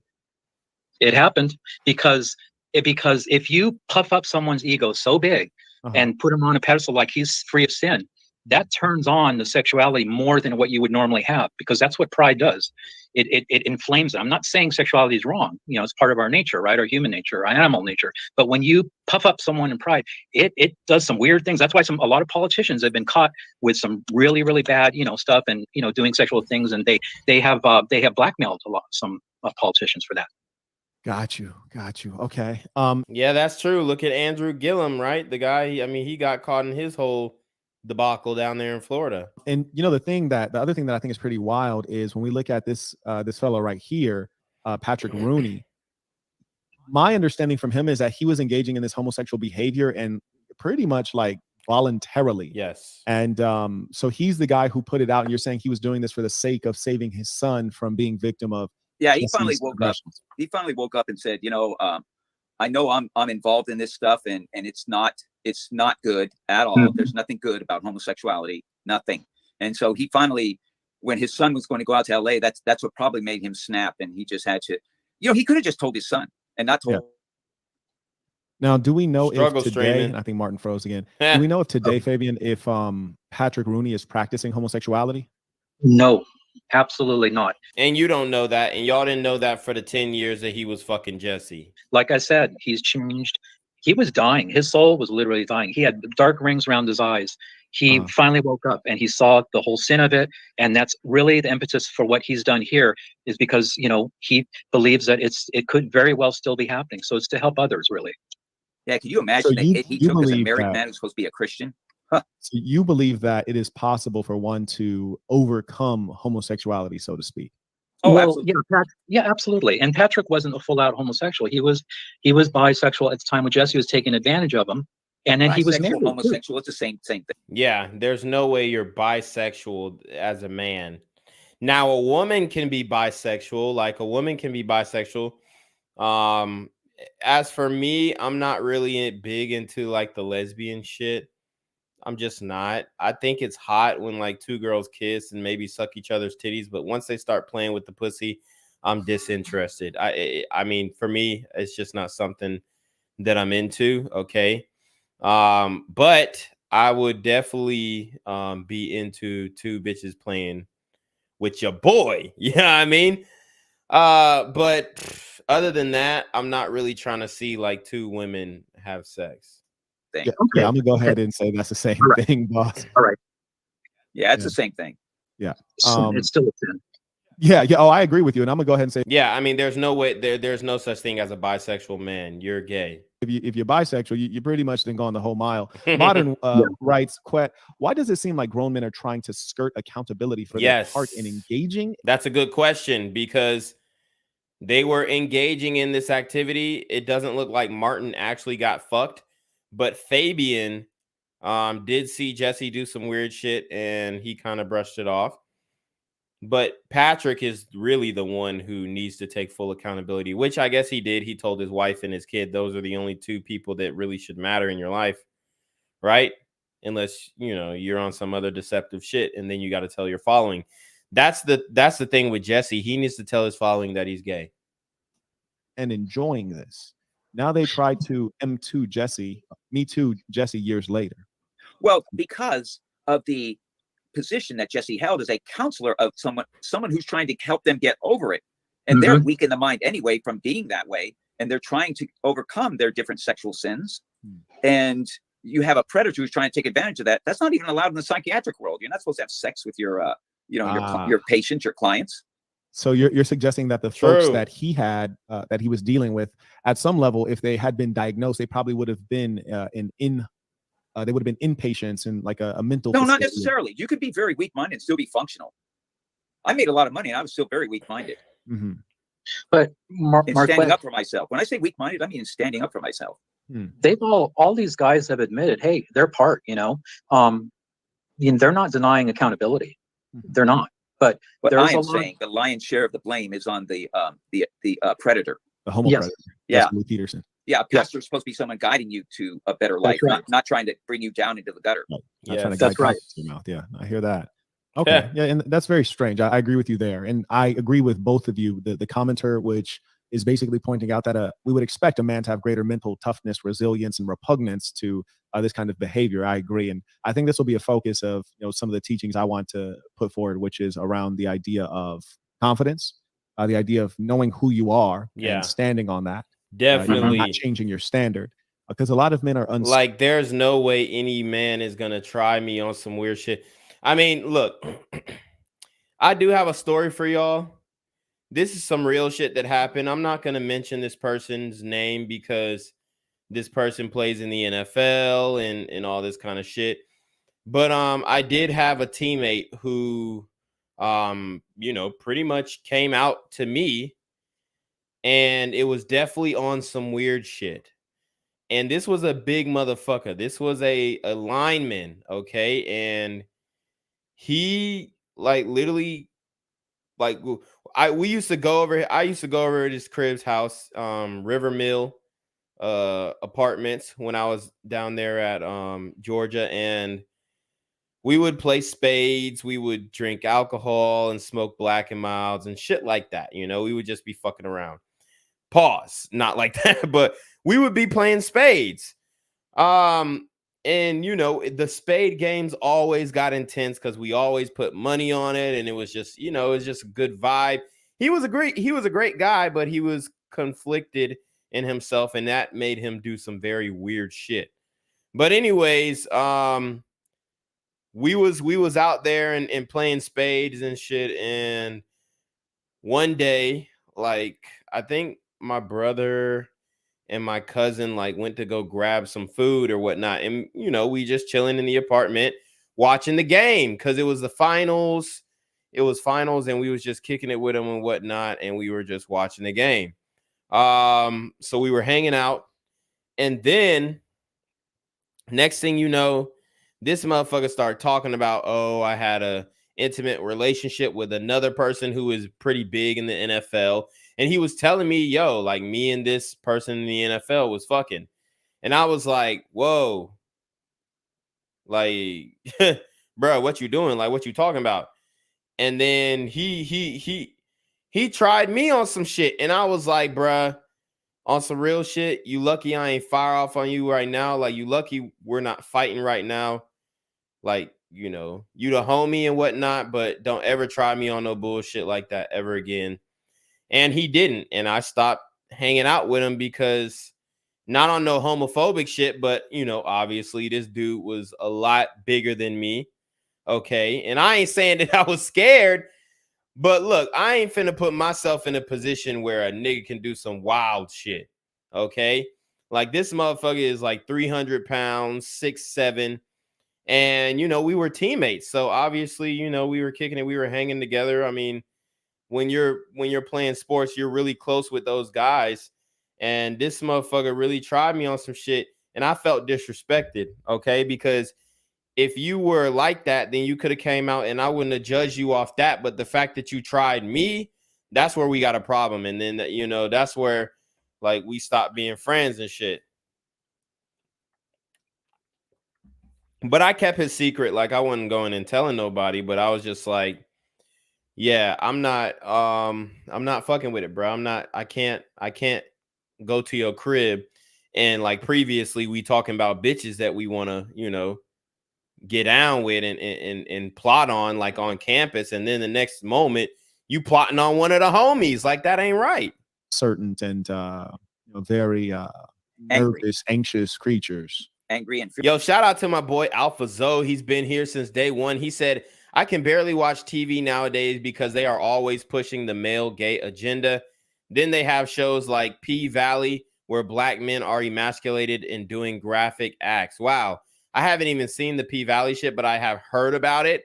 I've heard about it, and that's not something that I would definitely be interested in. I'm actually finishing up or trying to finish up Criminal Minds, but they're taking it off of Netflix, I think tomorrow. So there's no way I'm going to get through, but I'm going to try and find another way to watch it. But oh man, yeah, I'm not really in tune to a lot of the mainstream television shows or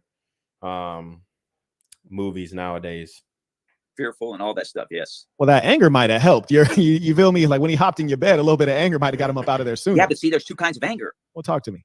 Repressed, and the ones that, like, say, white people are more repressed in their anger. Black people are more outward in their anger. Sure, okay. Right. I agree. That was some real shit, because white people have to be repressed in their anger. Back in the day, they didn't have to be, but now if white people get angry, they're racist. Okay, especially so black women. You could be very repressed in your anger, and that's when people walk all over you. Or you could be very outgoing in your anger, let's say, and that's the bully of you know, the human equation. But Let Mark, me address this one real quick. Yeah. So give me one sec. Dante writes, peace to the saints, tuition. Thank you for your hard work and always presenting something different. Absolutely. It is truly a pleasure. I appreciate those of you who have clicked the like button, and especially those who have sent in tuition. It does mean a lot as we have 500 watching and so few take that effort. So thank you to those who have done so. You were saying, Fabian? We need to find a place of stillness in ourselves so that we can be calm and stand up to people like this. Now, I will say this. When Jesse was assaulting me with BS hypocrisy, not, you know, physicality. Yo, shout out to Eric F with the $5 super trap or the $5 cash app. He says, thanks for the video. Yeah, man. Appreciate you. Oh, damn. This is about the hour. We're 2 hour mark in. I'm yawning. I'm fucking fighting burps and shit. Hey, man, I'm trying to give you guys this good content. I stood up to him and I got pretty angry. Okay. So I agree with you. You can use anger. It wasn't right. It wasn't the best way to do it, but it was better than cowering down to him. And then I had to learn to let go of the anger. A lot of people have a problem standing up to bullies because they don't want to get pissed off. Huh? What was the worst thing that Jesse did to you, Fabian? What was the worst thing he did in terms of like homo predation to you? Oh, as far as homo predation, he really didn't make a move on me. You know, he knew You just weren't cute enough. He knew that I was fairly strong, but there was one time. Here we go. Here's Fabian's testimony. But one time I was working in the radio booth, you know, in the studio. It's funny. Martin said that. That's an ugly ass nigga. Pause. But that nigga Martin's ugly as fuck. Okay. Now I did see some pictures of him or some video of him getting his head cracked back in the day, and he kind of looked regular. But now it looks like 30 years of drugs will do it to you. And he's sitting there playing pocket pool with his hands down his pants, and I'm, you know, running the computer, the show, and then he stands up and he's got his hands down his pants, right? And I'm looking. Now, like I said in the last stream, niggas do be posted up with their hands in their pants. Like you can easily be on the corner and like niggas got both hands in their pants, like chilling with the strap like past their underwear, and so that is a stance that niggas be taking, but. In Jesse's case, it looks like there was more fondling in his stance, which is very weird. Right at him, and he's got his hands over his pecker, and I'm looking right at him. I said, Jesse, what the hell are you doing?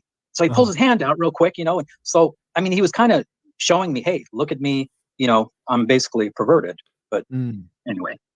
Got you.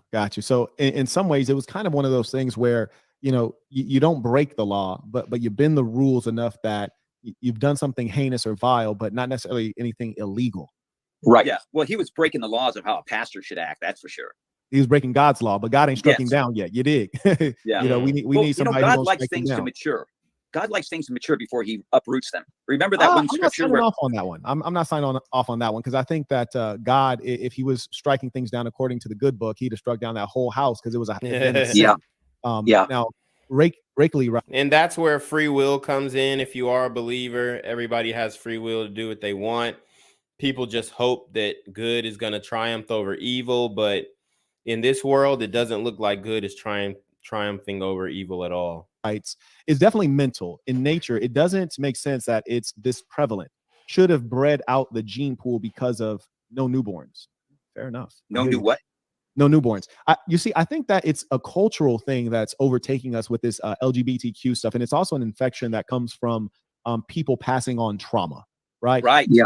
That's how they reproduce. That's how they reproduce is trauma. Wow. I think that was a real epiphany for the audience right now, is that, you know, whereas heterosexuals reproduce through the godly and natural process of procreation, the homosexual variety reproduces through trauma. You're correct. Wow, spreading trauma. Wow. Yeah, that's heavy. That's what they do too. They try to get other people into it. Yeah, and I think we're seeing right now, especially during Pride Month, is that they're sexualizing the children, and they're giving LGBTQ education to the children at such a young age to make them feel. They got drag queens reading to your kids. It's OV, y'all. As though traumatize them. Yes, are okay. Yeah. Because as a kid, I had like I became interested in girls like when I was 11 or 12, something like that. But before then, I thought they were disgusting. Exactly. And now little boys aren't even allowed to. See, I was never on that, man. I always had a crush. Like even in pre-K, like I always had a crush. Like it was always some little girl in my class that I was fucking with.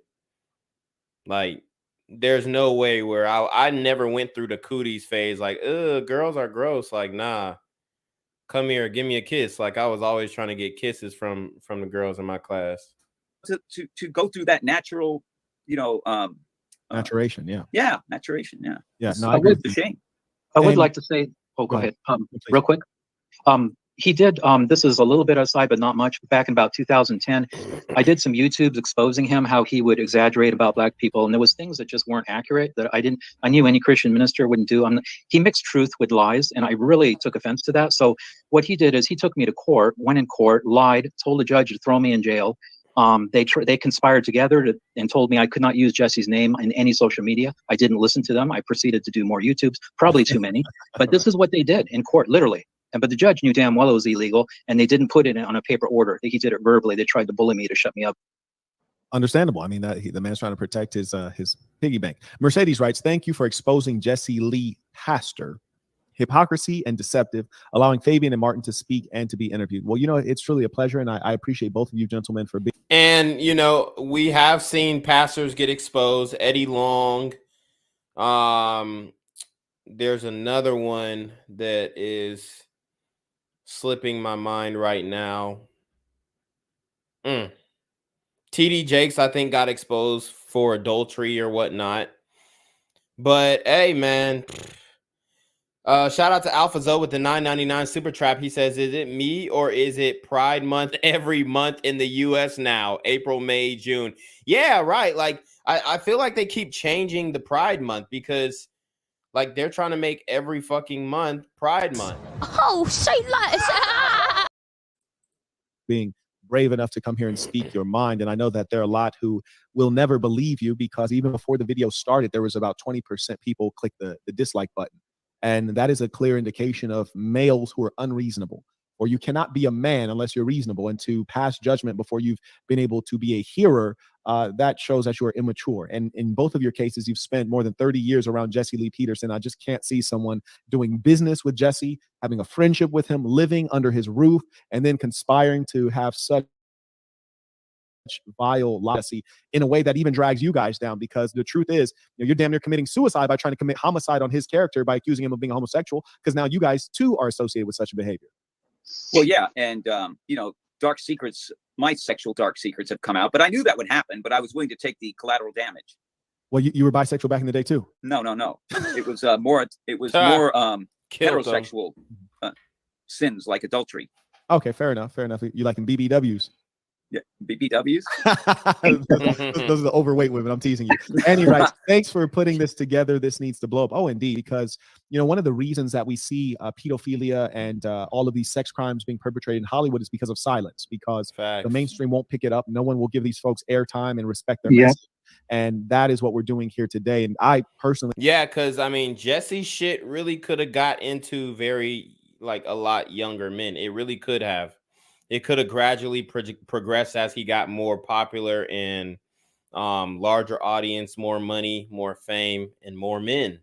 Have not found Jesse Lee Peterson to be a very sincere person. I have found him, as you've said, Fabian, to be one who exaggerates, one who says things that are controversial merely to get streams and run ad units and things like that. And so I haven't found him to be what I would view as a sincere proponent of Christianity. Donovan writes, "Peace, Brother Marquette, and peace to the saints. I've heard this quote regarding the Jollies, and it couldn't be more true at this point. Quote, they are not reproducers, they are recruiters." Right, correct. Wow. Facts. Wow. That's new to me, and I can sign off on that one. Yep, I was recruited by 3 different homosexuals. I mean, partially by Jesse, it was pretty weak, but 2 others that were pretty heavier duty, and I thank God I didn't go with it, but they tried. Nigga, I mean, do you even have to ask God? Like, shit. Like I said, if a nigga try me on some shit, we're done. I'm not fucking with you no more. You didn't go with it because you weren't previously traumatized as a kid, were you? Well, no, not that way. But the one actually was a predator similar to Jesse, and he groomed me, and he became my mentor. And then when I turned 18, he tried to get down my pants, and I denied him. You're already old. You're already old enough at 18. If they get you much earlier than that. I thought it was you, Fabian, who told me that you had a babysitter who tried to get after you. No, wasn't babysitter. Okay, no, someone no. else. Yeah. Oh, Marquette, can I ask you a personal question? Sure. how did you get to be so like reasonable and just a guy who wants to put out the truth on the air? That that takes time and energy and all that stuff. Well, I appreciate your question. Thank you for asking that. I think that I came into a unique situation in as much as, and I elaborate this in my book, The Black Box. But in short, I was born into a typical situation: African-American poverty, father in prison, mother on drugs. But I had the unique experience when my mother was on drugs. I was bounced over to my grandmother, and at the time, my grandmother was retired and lived in basically a homogeneously white community. So I went to an all-white elementary school off and on. So I would go to an all-white elementary school that was middle class and then be bounced back into black poverty. And in going in between the two. Y'all see Minister Jap, he put in a super trap in Marquette's stream. He said, bro, this hurts. I really have respect for him, and he hasn't tried to clear his name. I'm let downs and I respect his work. Yeah, it's OV, bro. So V, when a man doesn't clear his name, there's something up. You get this strange duality in that you understand that there are greater things available that you don't have. And then so you have this yearning to have greater things. And with that, you find yourself on a pursuit for education. And to evolve into one who can have those greater things, you have to evolve emotionally and culturally in other ways. I think that really conditioned me to have the presence of mind, emotional intelligence, and other things needed for success. And certainly if you're an African-American male, you have to have at some level greater skill than maybe your white counterpart so that you can be accepted into those same circles so that you can thrive at the elite level. You may want to actually do a show just by yourself, on yourself, explaining to other people who are going through dire circumstances. I hate when niggas try and give you content ideas and they don't do the shit.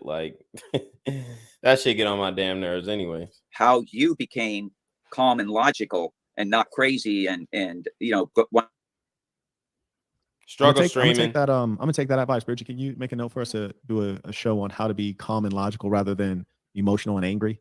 Shout out to Minister Jap Network. He writes, bro, this hurts. I really had respect for him and he hasn't tried to clear his name. I'm let down. I respect his work.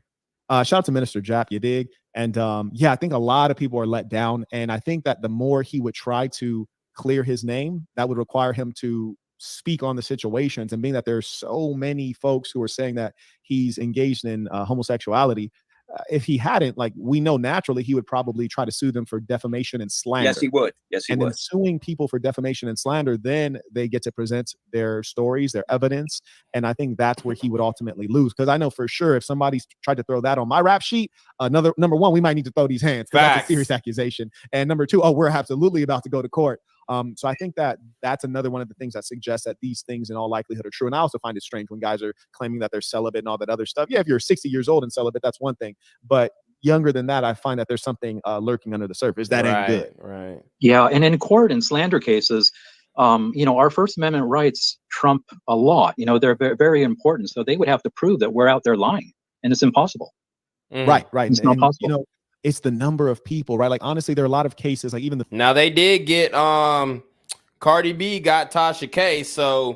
And Tasha K said Cardi B was burning down there, and Cardi B said it wasn't true, and I guess she ended up proving that. And Tasha K gonna have to pay. Okay, Tasha K gonna have to pay, y'all, or at least file for bankruptcy. She bankrupted that bitch. So, when it comes to the slander and all that stuff and the defamation, you can win, but if Jesse actually did this, then of course he's not going to take it that far. The Bill Cosby case. Because the truth will come out in court, and the court documents will be public. Frankly, I don't think Bill did anything that was necessarily evil, but we know he might have been doing something that was sus because there's just too many women. Do I think they're trying to catch a check? Oh, absolutely. But do I think that Bill was living in an entirely saintly way? Oh, hell nah. Because there's just too many chicks lining up to fry him. Now, granted, anytime you've lived over time and you've been successful and you've let women. Shout out to Michael Stitch with the $6 super trap. He says, I think there is a thin line about clearing your name. Kevin Samuels didn't clear his name, and the Tommy was getting on him needed a response to me. Nah, I mean, Kevin Samuels cleared his name when it comes to the gay allegations because he brought up the sign language, shame, insults, guilt, and the need to be right. And then he broke down in the show every single thing that they're going to try and do to attack his character. And yes, they did exactly what he said they would do to attack his character, call him gay, whatever. As far as the Tommy shit, I've heard him on his channel shout out Tommy Sotomayor. Come on. I think Tommy was I think he went too hard. Like, you know, everybody's pretty much saying everybody's saying very similar things on YouTube. Like me and Ak are saying the same thing. You don't see us talk, oh, you took my talking points and all this shit. Like, you know, as long as the truth is being spread, that's all I really care about. I think Tommy, you know, I think he got a little too out of his skin when it comes to Kevin Samuels. And, you know, I wish that they could have reconciled before he passed, because I think we as black men, especially in one genre like YouTube, we got to stick together, and we don't do that. Go and you didn't give them a damn penny, are they going to have something to say? And I trust that at some point, these slurs are going to come after me. But I tell you, I'm going to go on the stand and tell the whole truth and nothing but the truth, which is that I beat them down and sent them home, and they don't like that. Tony writes, I rejected all of this until I spoke with Samuel privately and publicly. I know both Jesse and Samuel personally through a few events. Who is Samuel? Samuel's a young guy, a Mexican. Samuel is the Mexican pool boy the spicy pool boy who Jesse was kissing his little dangling. You know what I mean? It's crazy. Mexican descendant. I mean, you know, Mexican American. Okay. Yeah, yeah. So he's like 25, 26, something like that.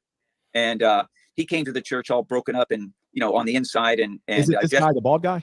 Yeah. He is the guy on the far left. Yeah. You know what? Not, and forgive me for cutting you off, but he is the guy that made me say, you know, I believe this to be real, because he seems same. He was Patrick and Samuel were the nail in the coffin, because Samuel had been on Jesse Lee Peterson's show and he knew him very well. So sincere. You know, when I heard him recounting his story, I was like, he seems traumatized. He seems like he was really let down by Jesse, and he seems really sincere. Now, granted, some of the story he was telling was disturbing. Being a young man, it's very embarrassing for him. Yeah. And that was pretty recently that happened. Yeah, Samuel ain't getting I mean, he just fucked up his whole opportunity of getting. Well, I mean, if he spins it the right way, he could get some bitches, but that's not a good look. Samuel. Oh yeah, that was back in December. This last December. December 2020. 2021. No, 2021. Okay. Yeah. I mean, when I heard his story, I could tell that he was sincere, and unless he's a Grammy award-winning actor, he definitely was telling his truth. Now, granted, I think that he surely needs to come my way and get some of this ism, because there's no way in hell that you're recounting a story and saying a man got down on his knees in front of me and pulled my pants down, and I'm asking myself, what's going on? Son, if you don't know what's going on at that point, your ass is in trouble. Right. So, you know, that's what kind of was disheartening to hear him go through that. But as you had mentioned, and guys, I know this Jesse Lee Peterson situation is very sensitive to a lot of you guys. I've even had some people in my comments saying, hey, I'm unsubscribing from you because Jesse Lee Peterson is my guy and my man. And that just kind of solidifies the cult-like mindset. Now, I mean, guys, we got a lot of people out here saying that he did it. We got these two guys. We got the son. We got Patrick Rooney. And where there's smoke, there's fire. And unlike the Cosby situation, you know, a lot of the women out here who are saying Cosby did this and Cosby did that, they got stories and whatnot. But these guys, they're pretty much, they didn't wait 40, 50 years. Patrick was the one who waited the longest. Okay. Been victim as a child, and so I trust at some level in his mind it was like replaying and kind of putting him back into that infantile position where he felt helpless, even though he's a grown-ass man. Yeah, but he's making up for it now. You know, he's doing the right thing. So he's creating a plan. Coming out like that was pretty brave on his part. That was brave as hell. It wasn't easy to get him to do that. You know, I had to talk to him at least 2 or 3 times. Yeah, I hear you on that one. Wasn't easy for Patrick either. And myself, I'm just corrupt. It was easy for me. my assumption is that the idea with these folks coming out is to prevent this going on in the future. That's correct. That's what we're trying to do. Just let everybody know, hey, there's something worth checking out about Jesse that, you know, and you know, Jesse's even changing the way he operates on the show. He said, I'm not a reverend. And that was his title before, Reverend Jesse Lee Peterson. I'm not a reverend. I'm just an ordinary guy like you, and I do sin from time to time. Yeah, so I'm not I don't watch Jesse Lee Peterson enough But I mean, if this is true that he's changing his message, I know he has a morning show. Y'all got to let me know. Y'all got to let me know. But this is definitely hurting his subscriber base. I mean, I think I caught a morning show of his today. Usually they have at least 1,000 people in the stream. Today it was like 500 to 700. So he's backtracking now. He's trying to fill the trench in. Well, he's calling them vices or weakness. So Yes, he's admitting without admitting. Yeah, that's what he's doing. Do you think Jesse will ever actually fully come out the closet, or he's going to try to stick to the whole Bible thumper act? I think he will go down with the ship, and he'll just stick with it until there's, until there's sharks circling and the boat's already in the water and all that stuff. We need some pictures. We need some text messages. We need something, bro. That's to solidify it to really like 100%. But I mean, I think he's a suspect at best. Fair enough. Yeah, I can see the same thing. And the thing that disturbs me about these Jesse Lee Peterson types is that because they're operating from the shadows and they're not necessarily doing anything that's outright illegal, they're a little bit more hard to stop. And I suppose you guys can confirm that he's never victimized a minor, meaning someone who's 17 or younger. Is that the case? Yes. Well. Yeah. So in California, the age of consent is 17. I believe the age of consent is 17. So, oh no, it's 18. It's 18 in California. But there are some states where the age of consent is 17: Georgia, Alabama, Louisiana. We've got some states in the Northeast. We've got some others in the Midwest. There's a few 17s, but mostly throughout the U.S., the age of consent is 16 years old. And then if you go to an age of consent map across the world, then you've got very low ages of consent. I'm looking at in Europe, there's 14s in here, 15s in here. We've got 16s in Eastern Asia. So very tricky thing, this age of consent thing. Okay. There's even 13s. Wow. There's 13s out here. And respectfully, I'm not going to show the actual locations just so, I don't want to influence people to, I'm going to travel and fuck a 13-year-old. I would never want to be that person. But the age of consent in Georgia, where I am at, is 16. So that is very it gets dicey, y'all. It gets dicey. We know of. That right, okay, fair enough. And so I'm guessing to even live in the bond house, you have to be 18 or older. And for him, like as long as them cheeks are 18 or older, he's clapping them cheeks. Yes, the case? He's going to try.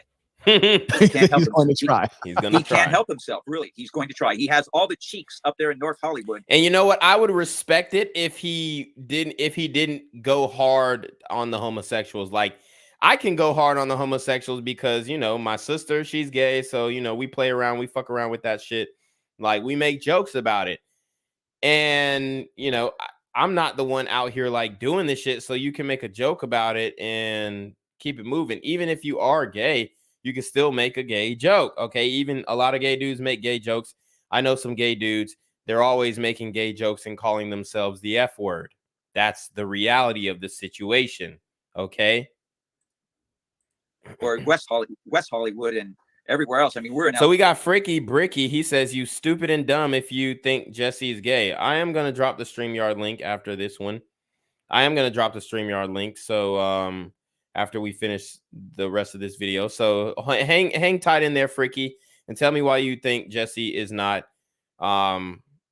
gay without the ad hominem attacks. LA here, and he's less than 2 miles from West Hollywood, the center of it. So he has all the cheeks he needs up there. I just don't understand why he would put his church and his lives in jeopardy.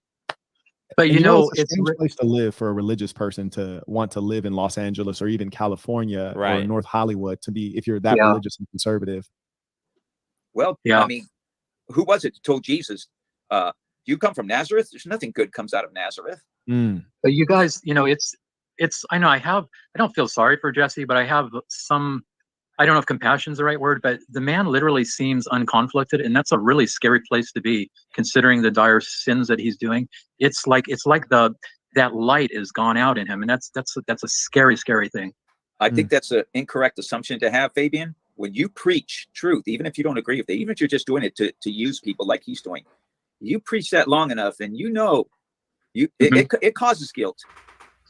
I don't know. He seems unconflicted to me. Nah, I mean, he's been doing this for 30 years. Yeah, he's a pro at it. He brushed it off his shoulder. Predator for 30 years. He got some. He don't give a fuck. He don't give a fuck. Shout out to Michael Stitcher with the $10 super trap. He says, I think your opinion has been pretty level. A lot of guys in the manosphere have a cult-like following. Facts.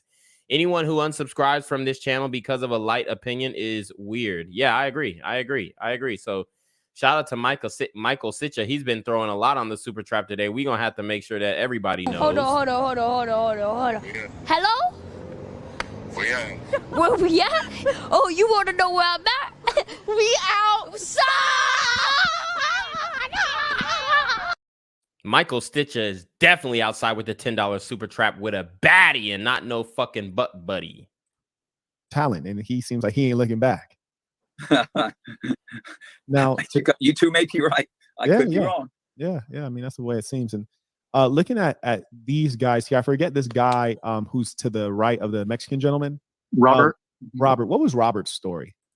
Well, Robert was always a cheapskate, so he was living at the house just because it was cheap rent. He really wasn't. And his father was a big contributor to the Bond thing, to the Bond Church. He contributed greatly. Okay. And so he kind of drug his son into it. And his son didn't really care about that stuff much. He was just there, like I said, for the cheap rent. You know what, Martin? What I hope that the audience, the reasonable members of the audience can assess from. Guys, the StreamYard link is in the chat. Hop on if you want to defend Jesse's honor. This is your last chance before the nail is going in the coffin of Jesse Lee Peterson. From you, it sounds like you're pretty much going to say what's on your mind. Like you don't seem to have any concern for what sounds good. You're just saying what it is. Well, Robert will be throwing. How do you say it? Throwing hands. Your ass is grass now. Yeah, Robert will want to throw hands. The only problem is I'm in Delaware and he's in California, and he's too cheap to buy a plane ticket or spend gas money. Oh Lord. Okay, got you. I hear he loves that dollar. I got you. So he basically broke, and he was living in Bond for the low rent. And he said he's willing to pay with his booty if he had to. Damn. Yes. Okay. But he saw Hake being kissed on the, on the forehead like a burrito in Jesse's bed. Yeah. So he pretty much saw what was going on. He just again, it's like it's tough to stand up to Jesse, and he basically got the hell out of there when he saw the reality and what Patrick exposed. But there's very few people that will really stand. There's few people that will stand in front of Jesse and really toe to toe. And Martin did, thank God. But Jesse's a tough Robert and his father and another guy named Brian went to Jesse's house. They did. And Jesse allowed them to come. He wouldn't allow me to come in there, but to come back there. But he let them come in, and after maybe 30, 40 minutes, he kicked them out because they were really pressing him hard. Did you do this? Did you do this? And, I want to ask you guys a question after I read the super chat, and it really. Yo, shout out to Performa20 with the $5 super trap. He says just passing by.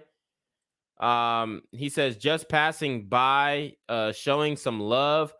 I'm outside. Hold on. Hello? Where we at? Oh, you want to know where I'm at? We outside! Relates to something you had said earlier about aggressive personalities and more passive personalities, and also the racial composition of the Bond house, which I think is interesting and relevant. First, Ishmael writes, Martin, can you please say he wanted some cheeks? You want me to say those words? I think he just liked the way you said it, apparently. He wanted some cheeks. Oh, wait, no, he just wanted some cheeks. I guess that he just wanted some cheeks. Oh, that's funny. Now, so one thing I know, and not these cheeks either. Yeah, right, exactly. He want the ones that clap. Yes. The StreamYard link is in the chat, guys. If you want to defend Jesse's honor, y'all been talking a lot of shit in the stream. Come up. One thing I noticed about the racial composition here, for the most part, and I think this is also true of his he's finna point out that Jesse might be a colorist too. Audio video team is that these are pretty much all Caucasian folks, right? Yeah. Oh no. Let's see. I don't know if you can call an Armenian a Caucasian, but the guy on the right of me is Armenian. I'm white as can be. Yeah. I could light up a room if I pull my pants legs up. You know, my jeans. Jesse might like that. You be careful. Yeah, no kidding. But pause. So I guess that's all we're gonna play of that. And then 21 Studios, they actually put out a video called Proof. Jesse Lee Peterson is a homo pastor predator or predator pastor. But they didn't, I did watch the full video. They didn't actually have any physical proof. They just kind of clipped some of his streams. But it definitely is damning to show the point that he was very hypocritical in that way. Okay. So let's watch this. Why haven't you addressed the issue of the gay documentary? So they pressing him now. Look, he looked to the father, wondering why people pressing him. The issue of the gay documentary. Jesse's homosexual. I knew then this guy is gay. Any woman that's climaxing is becoming a man. I can't help it. I don't have that erotic love, but I know what you're saying. You have been with a black man. Instead, Jesse ended up grooming me. After having sex with him, he told the man, "Now you're born again." I actually saw him kissing him on the phone. This guy is like disgusted by women. I mean, his victims were vulnerable people from broken homes. There's some people born evil. If the mother is angry, yeah. I asked myself, why am I so afraid of my mother? You liked a tweet from your daddy OnlyFans. Are you a homosexual too? Shout out to Mr. DG456 with the $10 super trap. He says, there's too much smoke for there to be no fire. Whether it's a campfire or a brush fire remains to be seen. In order to establish a considerable Me Too allegation, some type of proclivity has to exist. I am a nurse. A nurse? Yes. Beta! Ramar, are you the head of your wife? I like to think that we're equal. Are you the head? Beta! I am no. I'm an alpha. Not if you think you and your wife are equal. Beta! Oh, because I tell you why. Beta! And my stepmom thought I was getting an attitude, and she got really mad that I said that to her. And so not even like 2 minutes later, my dad called me. Beta! I told my dad. Oh, poor daddy feeling hurt. Poor. Beta! Don't you think I'm a beta? Don't you think I'm a beta? Don't you think I'm a beta? Manhood hour! Are you a homosexual too? Michelle is a first-time caller out of Detroit. Michelle, welcome to the show. You're on the air. Hi, how are you today? All is well, Michelle. Thanks for calling. I had a question. I'm just kind of confused. Why haven't you addressed the issue of the gay documentary? It's not concerning to me. She said she was a liberal. She was having doubt. She lied. So he hung up on her. So she called in, and when you call into the show, they usually have somebody who is vetting.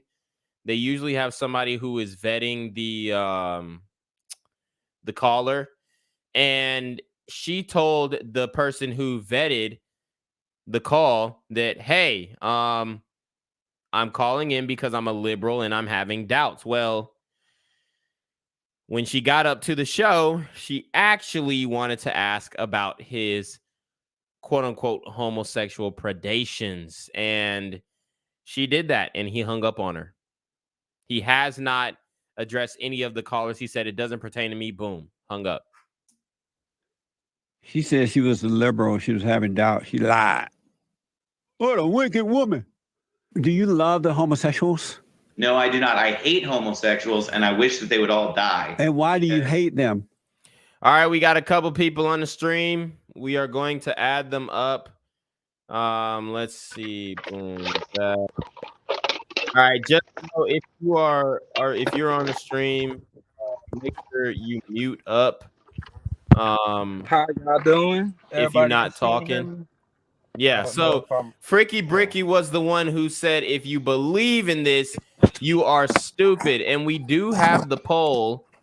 We had the poll in the poll, just to remind you, it says the question was, do you think JLP is a homosexual? 49% said he's flaming, and 51%, well, now the poll is 50-50. So it's 50-50. So you're calling 50% of the people who believe in the homosexual scandal with Jesse Lee Peterson is false. You're calling 50% of them stupid. Explain why. I'm calling them, well, calling them stupid is a little extra. They just don't know what they talk about. I watch Jesse all the time. Watching niggas get courage with the keyboard. I get it. Yeah. I be watching them almost all the time. I watch your show all the time. I watch Officer Tatum. I watch all kind of people on YouTube. I don't even watch TV. I be watching YouTube. You feel me? And Jesse Lee Peterson, to me, I put him on a pedestal above all of y'all when it comes to YouTube kind of exposing conservative type. Why is that? Why is it? No. Let me just ask you this. Why is that? Because he's going the Christian angle, or what is it? I feel like he goes the hardest, and he's the most direct and influential to me.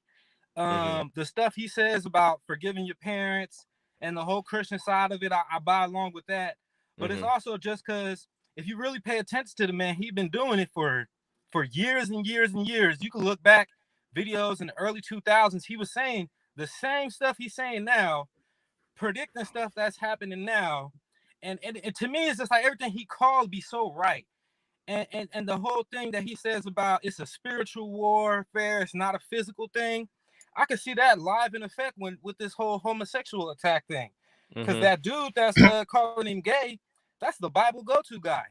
I don't know his relationship with Jesse. I don't really look into the whole gay rumors because it just don't make it. It don't even seem. Well, I mean, if you haven't looked into it, then couldn't you say that you're a little biased toward Jesse because you haven't really looked into the accusers and their stories? Yeah, I'm definitely biased towards Jesse, 100%. Okay, that would be like, to me, I don't even know. I called into the Jesse Lee Peterson show a couple times. I called into the Hake show. Did he ask you if you were a homosexual? No. Okay. And then I even talked to the Anchor Baby show, the Hispanic dude show he got on there. And people forget Jesse been running an organization for years, the Bond Brotherhood organization of New Destiny, which is a real organization based in LA, which is actually helping people. You feel me? From what I've seen, I don't know for a fact, but I'm just going by what I've seen, watching the show, seeing all the people he's have on, listen to their men's meetings. They have men's meetings all the time. They have all these different things going on that when this whole gay rumor thing came out, as me, a person that watched Jesse all the time, it was obvious to me that this is just some type of attack trying to discredit him. And when I seen it was the Bible go-to guy, I was like, wow, Bible go-to guy is like a guy that's on the show. So for a second, I was like, what kind of truth could it be to this? And then in my head, I'm sitting there thinking like, man, this is nonsense. So with that being said, people could say I'm biased. 50% of the people could say that, you know, they could say maybe Jesse gay, even though they don't got no proof except for this one guy saying, well, maybe a couple other guys. Well, it's a few guys. Yeah, it's a few guys. With that being said, I don't know. But at the same time, I'm here to say what Jesse doing is definitely positive. I highly to the nth degree doubt it got anything to do with raping and anything. Well, it's not necessarily. He's not raping them. He's just the issue is he's going hard on homosexuals when they call into his show, and you'll see this in this video that we're going to show. He's going hard on homosexuals, but then he's a homosexual himself, allegedly. And let me ask you this, though. Do you think it's anything weird with the men's meetings? Don't you think that could be a potential way for him to kind of vet new men and bring new men into his debaucherous homosexual activities? Have you ever seen any of the men's meetings? I haven't seen any of the men's meetings. Check out. They got clips of it on the Get a Job channel, where they do the savage moments, and they got little highlight clips from some of the men's meetings. It's totally not that environment at all. It's totally not. That's why I'm saying, like, it don't make sense to me, because it's not. It doesn't give that vibe. It's not that environment. He has women's meetings as well. He goes hard on everybody for every little thing. He doesn't just go hard on homosexuals. He goes hard on, he got slut maker shirts for guys who's having what's it called, sex before marriage. He goes hard on them. He goes hard on everybody. So I feel like the whole homosexual thing was just like a character attack. Hey, Gen Z, can I say something? Trying to discredit him. Yeah. Trying to make a Hold on. point. Let's get Peps in here. Let's get Peps in here. What you got to say, Peps? Now Peps just muted up. You know, I was trying to get in this conversation because what you're saying about what's up, man? How you doing today? Oh yeah, I'm good. What about yourself, brother? How y'all doing today? We're great. I'm doing well. But yeah, I was gonna say, Jesse, a lot of stuff they're saying though is still hearsay because check this out, that dude. The more he speaks, the more he look like a crackhead to me, like something is going on. And then when he said it took me 2 or 3 times to talk to the Mexican car wash boy to come out, that made me seem like, are you like corrosive, like, setting something up? Because, I'm not into like I listen to Jesse, I fuck with Jesse or whatever, but like you said, I don't hold nobody on the pedestal. Nobody's like, if he is gay, he's gay. He gonna have to pay for all the shit he say.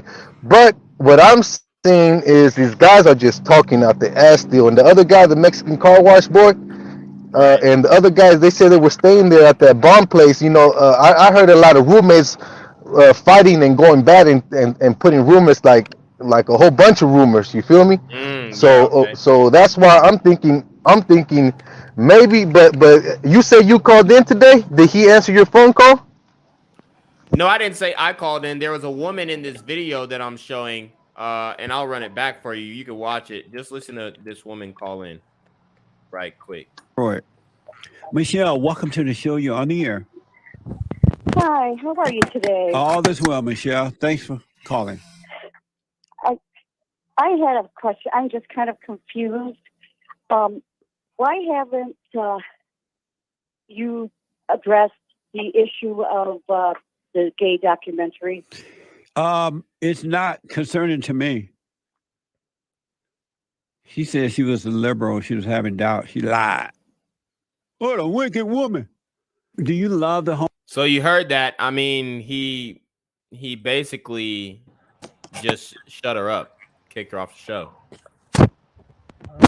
Well, I heard that, and I hear people calling all the time, and he hang up on them when they try to bring that stuff up. And I would too, because if I was running the show and someone was, making a malicious attack like that towards me, I wouldn't give him no airtime. I'd hang right up on him.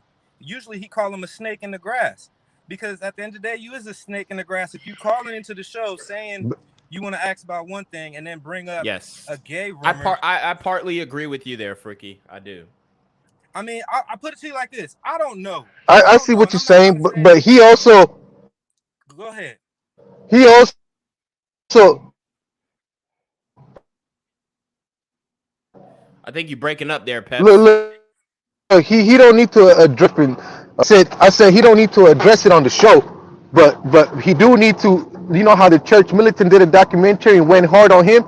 He needs to go hard on them, at least. Yeah. He doesn't need to get into a talking fight or even with the callers, but make a documentary that goes hard and show your truth. You feel me? Show what be like. This guy's doing this because of that. Me and him had it falling out because he owes me some money, and that guy over there, he started using drugs when I told him to not to. You gotta say something.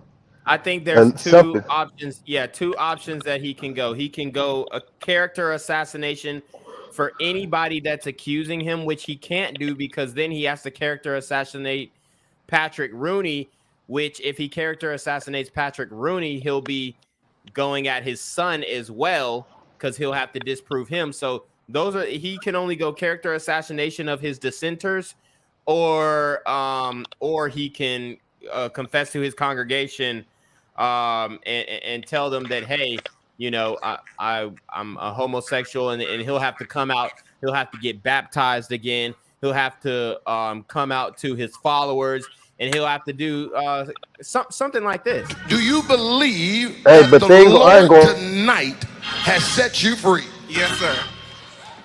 Turn around and tell those people. Tell them. I'm not gay no more. I am delivered. I don't like men no more. I said I like women. Women. I said women. I'm not gay. I would not date a man. Hello? I would not carry a purse.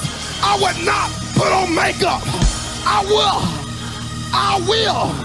love a woman. Now listen, y'all praise God with him. Hold on, wait a minute. Somebody believe God with him. Hey!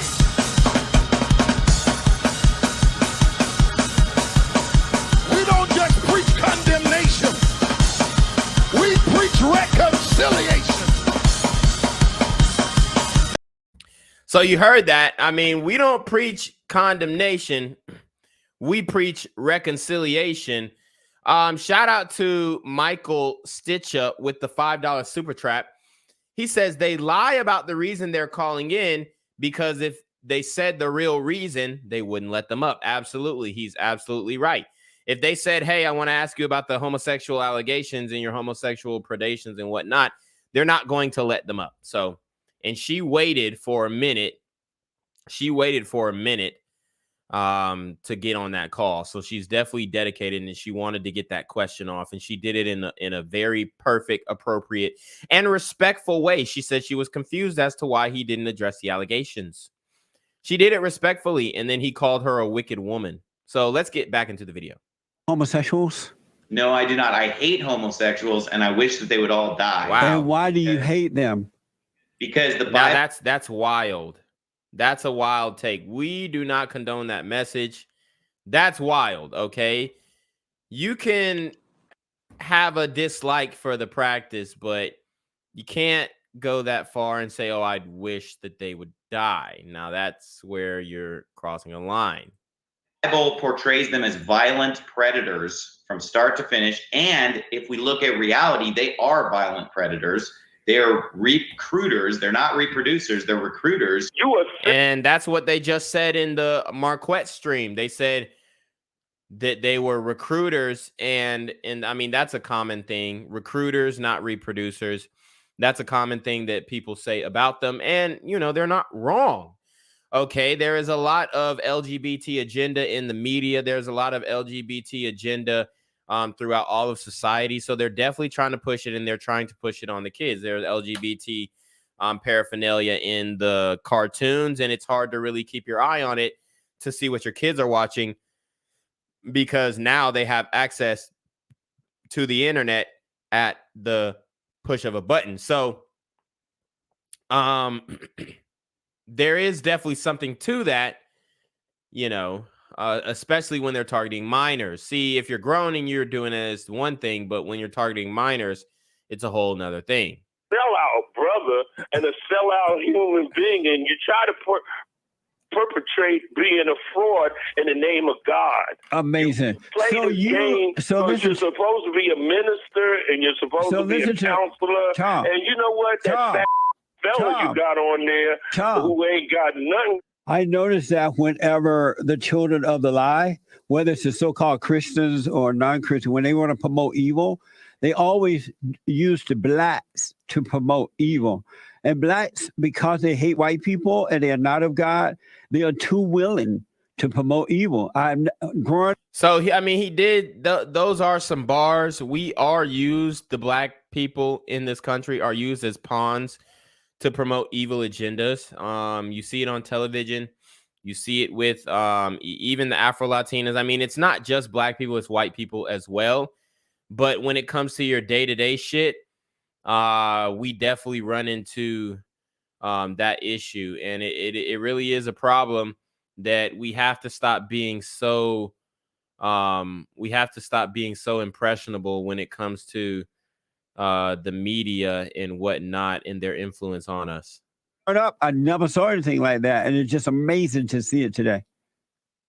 Yeah, well, it's terrible the way that they've been weaponized against us. I think it's pretty obvious why Charlie Kirk had Rob Smith on the stage. Rob Smith was there to be the black gay veteran who would shield Charlie Kirk from criticism from the left. Right. You know, it's really a substitute for moral courage. Instead of Charlie Kirk saying, I'm a Christian, I oppose this, I'm going to stand up for God, he wants to get a black homosexual on the stage so that he could say, oh, see, look, I'm complicit in evil, and the left won't attack him, right? That's the idea. You are the biggest hypocrite. What's your question? You sit here. My question is, why are you such a big hypocrite? Because I can't help it. Okay. I can't help it. On his Twitter page, as you can see, you know, he has all of his likes here, and then if you scroll down a little bit more, you see that he liked a tweet from Your Daddy OnlyFans XXL boy, and basically this is the video of two men having gay sex, and it is censored. He liked this on his public account for his show. This is hilarious. This is hilarious. And he left that liked tweet up for hours. It was there for hours. And immediately after he realized that he liked that tweet, he set his account to private. Now that's some weird shit, bro. You will never catch me liking you'll never catch me liking no gay shit, bro. I can understand if your fingers slip and you immediately unlike it. And then he made the excuse that, oh, well, what did he say? He said, oh, you think I run my Twitter? Look, man. Look, man. You can't make mistakes like that, bruh. Like, if y'all go to any of my Twitter pages, and I do have a lot, I have a lot of random Twitter pages, but any likes in there, it'll be either some like educational political shit or it'll be some bad bitches. That's the reality of the situation. Okay. Probably because he's going to scroll through and make sure that he didn't like any other gay porn tweets because he maybe thought that he was using his throwaway account, not logged into his public account. So, you know, like, I'm not like an expert with social media at all. Whenever I use it, I'm like just really 1, 2, 3, those simple things. But over the years, I've had friends of mine who would tell me social media is mean. They put nasty things on there. So we got Trunks in the building. What's good, bruh? Oh yeah, man. Salute. Thanks for having me.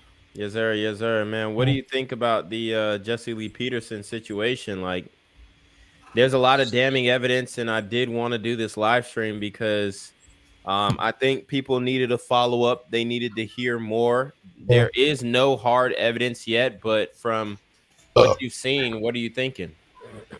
Well, I didn't know he was Catholic, and I'll never, ever. Well, he's not Catholic. He's not Catholic. He's being attacked by the Catholic Church or a fringe expose sect or denomination of the Catholic Church. So he's not Catholic. He's a Christian. He claims to be a Christian, but he is being attacked by the Catholics allegedly. Well, yeah, but still at the same time, if the Catholics are criticizing him, but they don't look in their own like chapel in their church and the Pope and what he does, which I'm not gonna get too much into it. Well, I don't trust them. I don't trust the people Catholics. who put out. I just want to make sure that you got all the facts. The people who put out the information on this, they actually do exposés on the Catholic Church. They're one of the people who are like cleaning house. And they're more shunned by the Catholic Church because they do expose the pedophilia in the Catholic Church. I just want to give you some preface on this documentary and whatnot. I absolutely entirely agree.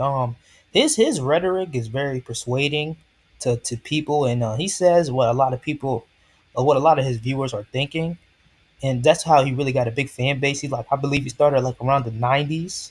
And I used to watch his show too, because a good portion of his shows were funny, and he interviewed like a lot of people. Was called like The Fallen State. He interviewed I mean, it was a great show. He has a great body of work. You can't take that away from him. But when this being exposed of him, and it just shows the hip, for him, like, because every time I look at a guy that criticizes females like 24/7. Saying the woman is bad, like with his, the way he be saying it, the way he says it is basically like like all females are bad or some way. You know, with Eve, she ate the apple. Now she's like Right. Look, females are close to the devil. Like right. I always look at it as someone who just hates on, like who just put nothing but hate and hatred to females, and this just shows you that he's not interested physically in a woman. Yeah, a woman can definitely topple your empire, but at the same time, you know, he went hard on everybody, and then for him to just be, you know, out here fucking men is crazy. I think Is he having sex with like young kids? not young kids, Like under no. 18? Oh, okay. No, they're all of age, and most of his interactions were consensual. But the fact that he goes so hard on homosexuals, and then he may or may not allegedly be participating in these acts is, I mean, it's a pretty serious thing. It's not a jab at his body of work, but it's a jab at his authenticity. Yeah, but but the thing with no offense to like, I'm not saying all gay people, but it's a good majority number who attract who are attracted to like younger men. Well, usually in some cases down the future will go younger. So I'm gonna keep my eye on Yeah. Jesse Lee Peterson, man. I'm gonna keep my eye on him. You know. Yeah, and this is something that he can't help. What I would advise him to do, if this is something that he's really interested in, and doesn't want to be judged for it, he's gonna have to, you know, I mean, he can rock it out in California. Honestly, he could turn the what is that The shit? Milo route. The Milo route. Yeah, like whatever the fuck I forgot the Bond house, he could turn that into like some like bondage type gay shit, and it'll go crazy. I somewhat agree. It'll be kind of weird because I don't think Christians will really like be 100% behind him, but they No, just but see him as hard as people are going for him right now, like as hard as people are going for him, like defending him, yeah, I think even if he came out as gay, he might even grow a larger following because he'll go viral. Like he hasn't gone viral for this gay shit yet. Hey, Honestly, you like, think this is only you a think manosphere that thing. why they coming You're out with breaking that up, thing Peps. now? They said he was gay for 10 years and have. You were breaking up Hold on on, the let me first catch part some of what you Wi-Fi. said. All right. But yeah, I'm gonna mute you until you get straight. But basically, yeah, I mean, he hasn't gone viral for this yet. Like he hasn't hit the Shade Room, or he hasn't hit like any major blog. I mean, 21 Studios, they did it, but that, like I said, that's encapsulated in this small space in YouTube in the metaverse called the Manosphere. So this is not some mainstream thing. The only way he has to come out, or they have to have some real evidence for it to go really mainstream. But you know, if the Shade Room reports something, like it'll be a headline like, oh, the guy who said that he was a slut maker actually comes out as gay. That's really what it will be, like, honestly. And it'll just be a big wave of fallout in his following, but then there will also be like a lot of people to hate subscribe and watch what he does next. And I think he could really spin it if he lives in his truth.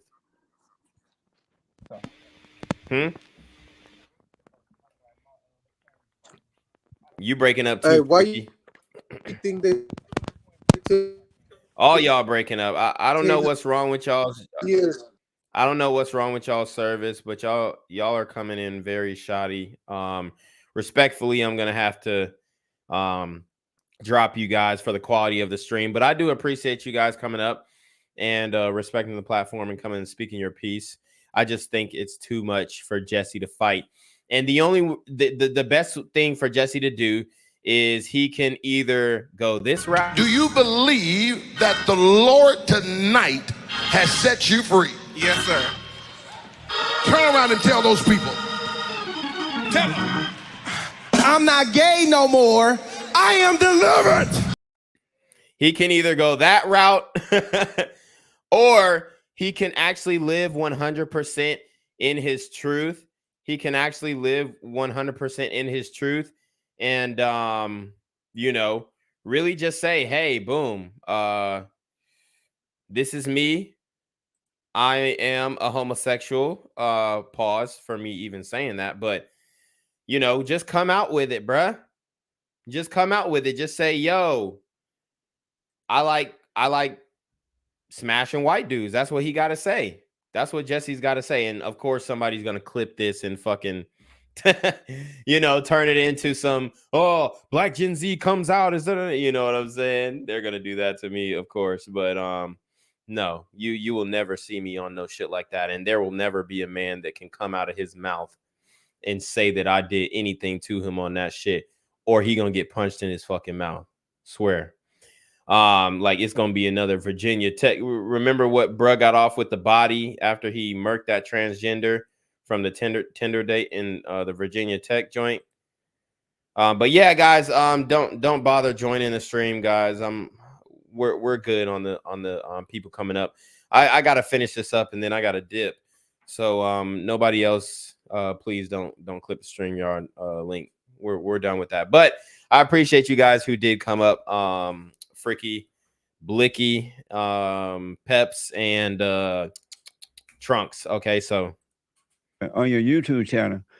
And so I had a friend tell me once, I won't mention his name, but and he a real popular social media person. We were at a conference once, and he was telling me that, and he was like, Tik. And I had never seen him be Tik. I was like, what the? I had just started out for the most part. Not just started out, but he was saying that these radical homosexuals were putting nasty sex stuff on his computer, on his social media thing. And he wanted to know why. Why were they doing that? And he would find himself clicking on it, not realizing that. Whoa, there's no way I'm clicking on no fucking gay link. Pause. How he was seeing it or something like that. But he was Tik. But so apparently, according to my social media people, they're doing it. And I'm gonna keep it a buck. So this is the clip that he liked. To me, these are two gay men fucking, which is very disturbing. But he liked a page called Your Daddy OnlyFans. Part 2 collab with SeanBoy_UK coming soon to OnlyFans. This is two white men having intercourse, and that's JLP's Twitter. He got caught lacking, and he liked the picture. Okay, it's a very gruesome sight, even with the blur. Even with it blurred out, like just knowing what is going on in that video is tough, man.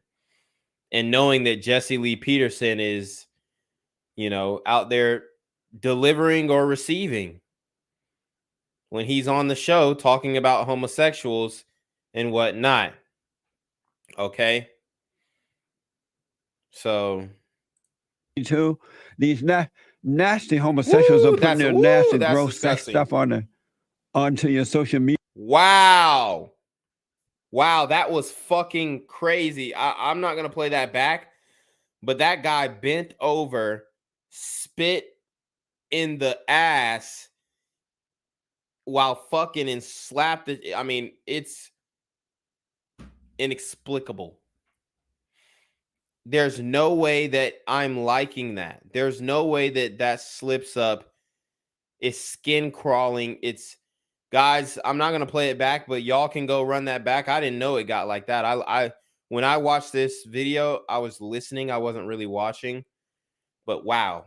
And they set it up to look like you're just looking at something else, or to make comments. And if you don't know what you're doing, apparently you will find yourself looking at it. I've been saying for a long time that homosexuals who are pushing this know that they are wrong. Inside, within themselves, they have guilt. And they think that if they can convince the world that homosexuality is normal, then the guilt would go away. But I believe that the guilt will still be there because it's wrong, even if everybody says that it's right. But you're already there. You've diagnosed this whole thing absolutely correctly. This is a process by which to get rid of guilt by killing one's conscience. And the only way you can successfully do it is if you get everyone to agree to the rationalization. You universalize it. I also heard that you have had the experience of having sex with other men. Maybe, man. We're going real deep here, aren't we? Yeah. Well, I mean, apparently it's out there on the internet There's somewhere. a lot of stuff out there on the internet, yeah. Did you say that? Yeah, I'd say I'm bisexual, yeah. So you have sex with men? Yeah, sometimes. So he's very interested that this man, but maybe, you know, he asked him a couple times to confirm his sexuality. First of all, what's the purpose of putting that out there like that? Why let anyone know that if you did that? So that I can come on here and have wonderful conversations about it with you, Jesse. Nothing makes me more happy than talking about my sex life with a bunch of conservatives on the radio. I love it. But what was the purpose of you letting it? That was cringe. Be known that your woman has sex with other men and you have sex with other women and men, and she does too with other men. Why put that out there like that? Why did you tell anyone that? I'm pretty open with everything that I do. And I think that people should be more comfortable with the things they do. So rather than keep things kind of hidden and pretend that. I mean, I agree, living your truth and all that bullshit, but oof, that is a gruesome truth. I live a very traditional lifestyle. I like to talk about the non-traditional. And so is your church a homosexual church or something? No, we're not a homosexual church. We're about 50-50. We got 50% LGBT, 50% straight families. Amazing. And do the straight family know that the rest of the folks are homosexuals? I'm a very gay pastor, Jesse, so I think they all know. Oh, you a homosexual too? Yeah. Oh, I didn't know that. And when did you become a homosexual? When I was born out of my mother's womb. And why did you decide to become one? I didn't decide, I think God decided that one for me. How do you know you were that way when you were born out of your mother's womb? Well, because my earliest memories of being attracted to people are being attracted to men. You what? I'm a homosexual. You're I have homosexual? to be in favor of it. Yeah. Are you really? Mm-hmm. And what does that mean to be a homosexual? What is that? I'm just like you, Reverend. I love all people, every single one of them. But So you love them in a sexual way, right? Oh, not the kids, but yeah, absolutely. I love folks. And so you're a homosexual? Yeah. Well, I like didn't know everyone, that. men, women. How did you become that way? Oh, I don't know. I mean, I was raised pretty well, loving parents. Couldn't have been them. I've just figured around 15, 16s, I like all sorts of folks. You take anything that comes along. I have to find them hot. But yeah, there are lots of hot folks all over the place. I think, by the way, you look wonderful today. So Are you liking me right now? Oh, no, not like that. I just think that you're fantastic. You're aged wonderfully. You have a flawless beard going on. You're well haircut. I think that you're a phenomenal example. If you were into men, you'd have your pick of the cut. Let me tell you. I appreciate that. Have you ever been with a black man? I have. You had sex with a black man? Oh, yeah. And is it true that once you go black, you can't go back? Erotic love, when you really want someone, I mean, you might love them and have kindness to them, but you also want to possess them. But I don't have that erotic love, but I know what you're saying. But that's not the kind of love I'm talking about. Do you accept that those people who have been able to overcome it, and does that convince you that maybe it is not from God and it's something that you can overcome? Because they completely put aside that it's possible to overcome, that they're born that way. Well, for many people have tried for decades to change their sexual orientation, and it has not worked. But for many, it has. And for many, they have, and you guys are not accepting of that. You are not loving of that. Some people have different experiences. So these are clips from his show. I just kind of wanted to get y'all familiar. I think that's where we're going to dead it. We're at the 3-hour mark, and I'm getting a little hungry. So ultimately, let's look back at the wow. Okay. Wow. So man, y'all are very strong-willed. Y'all going hard for Jesse. Y'all are going hard for Jesse. I'm looking at the poll, and it shows that we have 68 votes. We got 68 votes. And it says, the question is, do you think JLP is a homosexual? 47% said flaming, and 53% said no, still no evidence. So ultimately, after all of this, after 3 hours of looking into other testimonies, witnesses, obviously I played the clip in the beginning. After 3 hours, the chat has determined that no, there is still not enough hard evidence to convict Jesse Lee Peterson or condemn Jesse Lee Peterson for being a homosexual, as he would call it. So if anybody else wants to get a vote in, I'll give you up until the end of this stream, but I am going to go ahead and end this stream. I want to thank everybody who hit that Super Trap, hit that PayPal, or hit that Cash App. Guys, make sure you go to my Patreon. YouTube is really doing a number on me. That's why I'm putting out so much more content. That's why I'm just flooding it, because I want my body of work to stand the test of time. And I do want to conclude it with this. Although Jesse Lee Peterson does say some real shit and he be on point with a lot of the things that he says, it does make him a hypocrite that he is not congruent. Now, we know that a lot of people on the internet are not congruent with the way that they deliver a message, especially on these podcasts. It's hard to live up to everything that you say on these podcasts. That's the reality, okay? It really is. But at the end of the day, he is speaking a Christian and a religious message, and there can't be a homosexual leader in the church. I'm sorry. It just can't happen. There's no way. There's no way. Like it immediately makes the church corrupt. It immediately corrupts the church, okay? You can't have a homosexual person in a leadership position in the church. And any church that's doing that is blasphemous, straight up. So if he's leading a Christian organization, or if he's a missionary, or whatever the fuck he says, he's a reverend now, he's not, who knows? If he's claiming to be a pastor, then he is definitely not living congruently to the word. And that's the only thing that we can really hold him to. That's the only thing that we can really hold him to, the word of God that he claims that he believes. It doesn't matter if we believe. This is what I always say.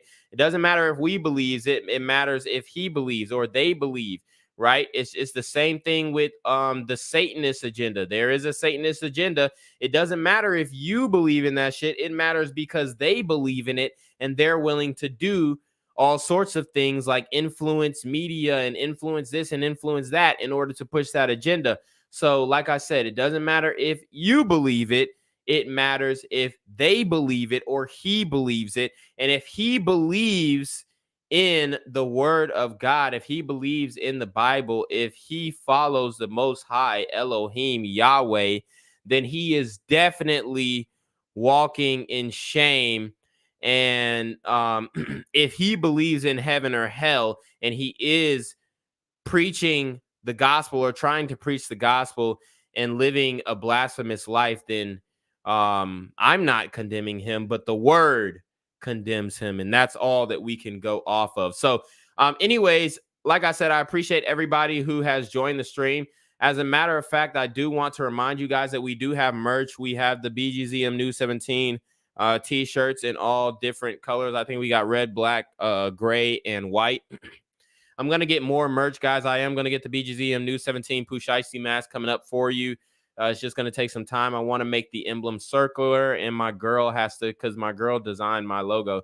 She's going to have to, I mean, she's fucking amazing with the graphic design, but she's going to have to design my circular logo so that I can, make a Pusheisty mask, because I don't think the square really works. I mean, I want to do like an embroidery Pusheisty mask. That would be pretty dope. But okay, so we're gonna go ahead and end the poll here. We do have the BGZM News 17 merch, so go ahead and get that. I'm gonna be coming out with hats hopefully very soon here as well. I just want to make sure they're right, and I want to do dad hats. I don't want to do no fucking snapbacks on some nigga shit.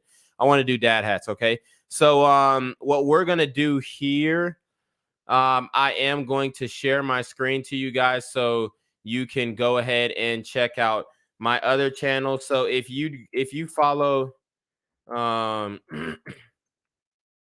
if you follow my channel, guys, and you want to see more crime videos, and what I'm putting out is just not enough for you, I do have the BGZM News 17 YouTube channel as well. We drop at least 3, 4, maybe even 5 videos a day on this channel. And it's really the nitty gritty, like the real what is happening on the streets. I can't cover every story, and I try not to do any overlap, but there are some stories on this one that I am gonna have to cover. This one in DC, the 15-year-old Blue Bryant who was shot in DC. I'm gonna have to cover him. And then there was another young lady, Kendall Myers. She was 18. She just graduated high school, and she was shot and killed, that I'm gonna have to cover, guys. So make sure you go and check out the BGZM News 17 YouTube channel, guys. The link is down below in the description box.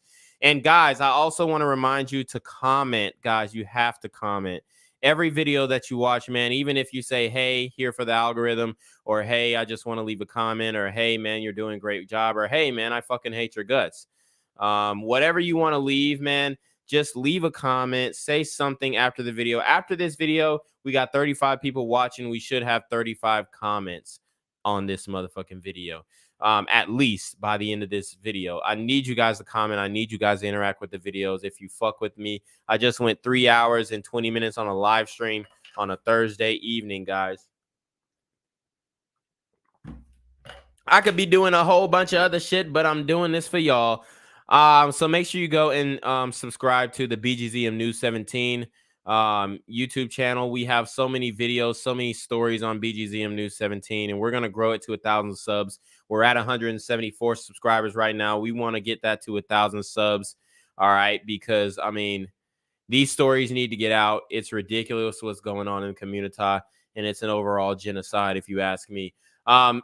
So anyway, shout out to Product of Cook County with the 199 Super Trap. He said, what is done in the dark will come to the light. Oh, say less. Right. So anyways, you know, I didn't want to make this a completely bash Jesse stream. I just wanted to put out the objective perspectives and see where you guys lie. It looks like we've got 72 votes, and the final results of the poll, everybody, well, not everybody, but we have 56% of you guys who say there's still no hard evidence. I don't believe it. And there's 44% of you guys that say, hey, yeah, I think it is true. Jesse Lee Peterson is a homosexual. So anyways, you know, let us end this with a prayer for Jesse, okay? Because we want to pray for Jesse. We want to make sure that he gets redemption. We want to make sure that he comes out and he confronts his sin, if it is true, and that he lives in what he's saying, and, you know, gets rid of his anger, because he says all sin is anger, which I don't agree with.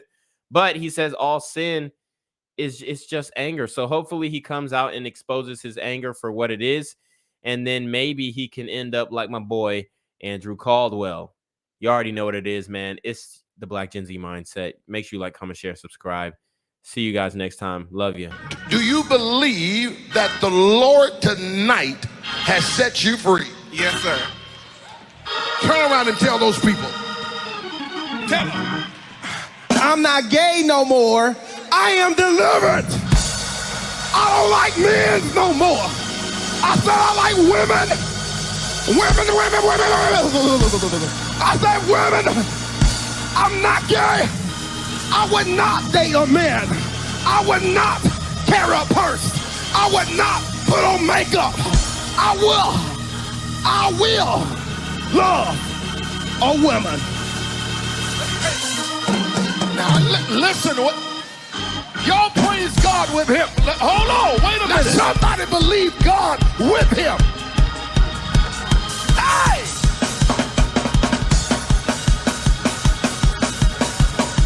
We don't just preach condemnation.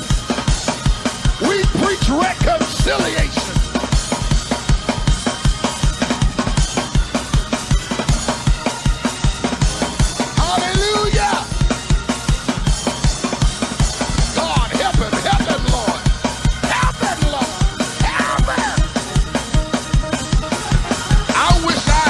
Some shown up believers that'll come down here and dance with him and tell him you can do it in the name of Jesus.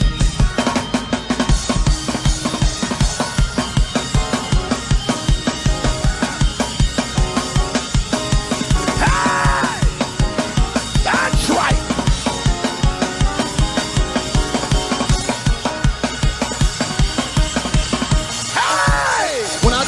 you to run down towards that camera and tell them I got a brand new life. Run right now, run, because it's in front of you. Glory to God. Somebody shout better, better, better. I am a nurse. A nurse? Yes. Beta! Ramar, are you the head of your wife? I like to think that we're equal. Are you the head? Beta! I am no. I'm an alpha.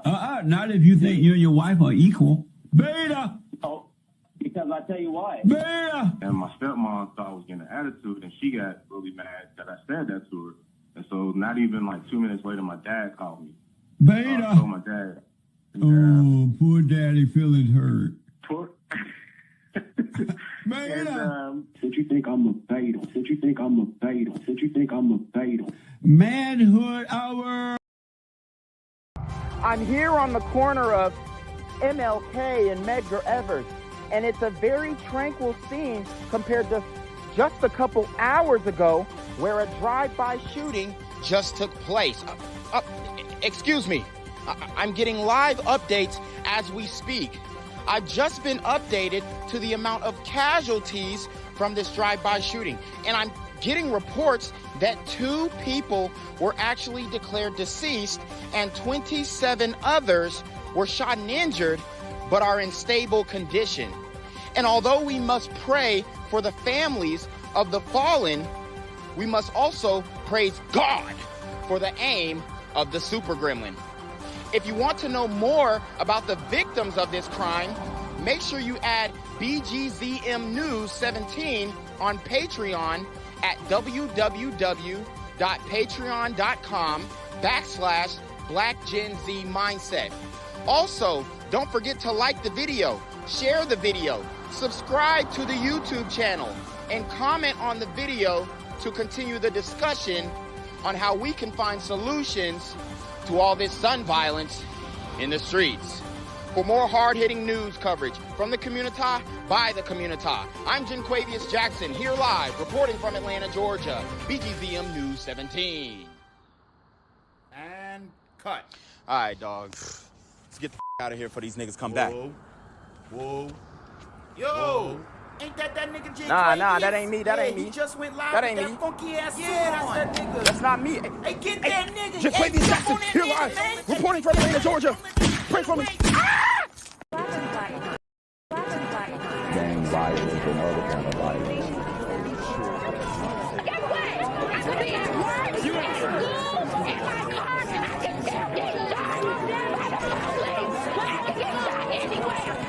So it is what it is.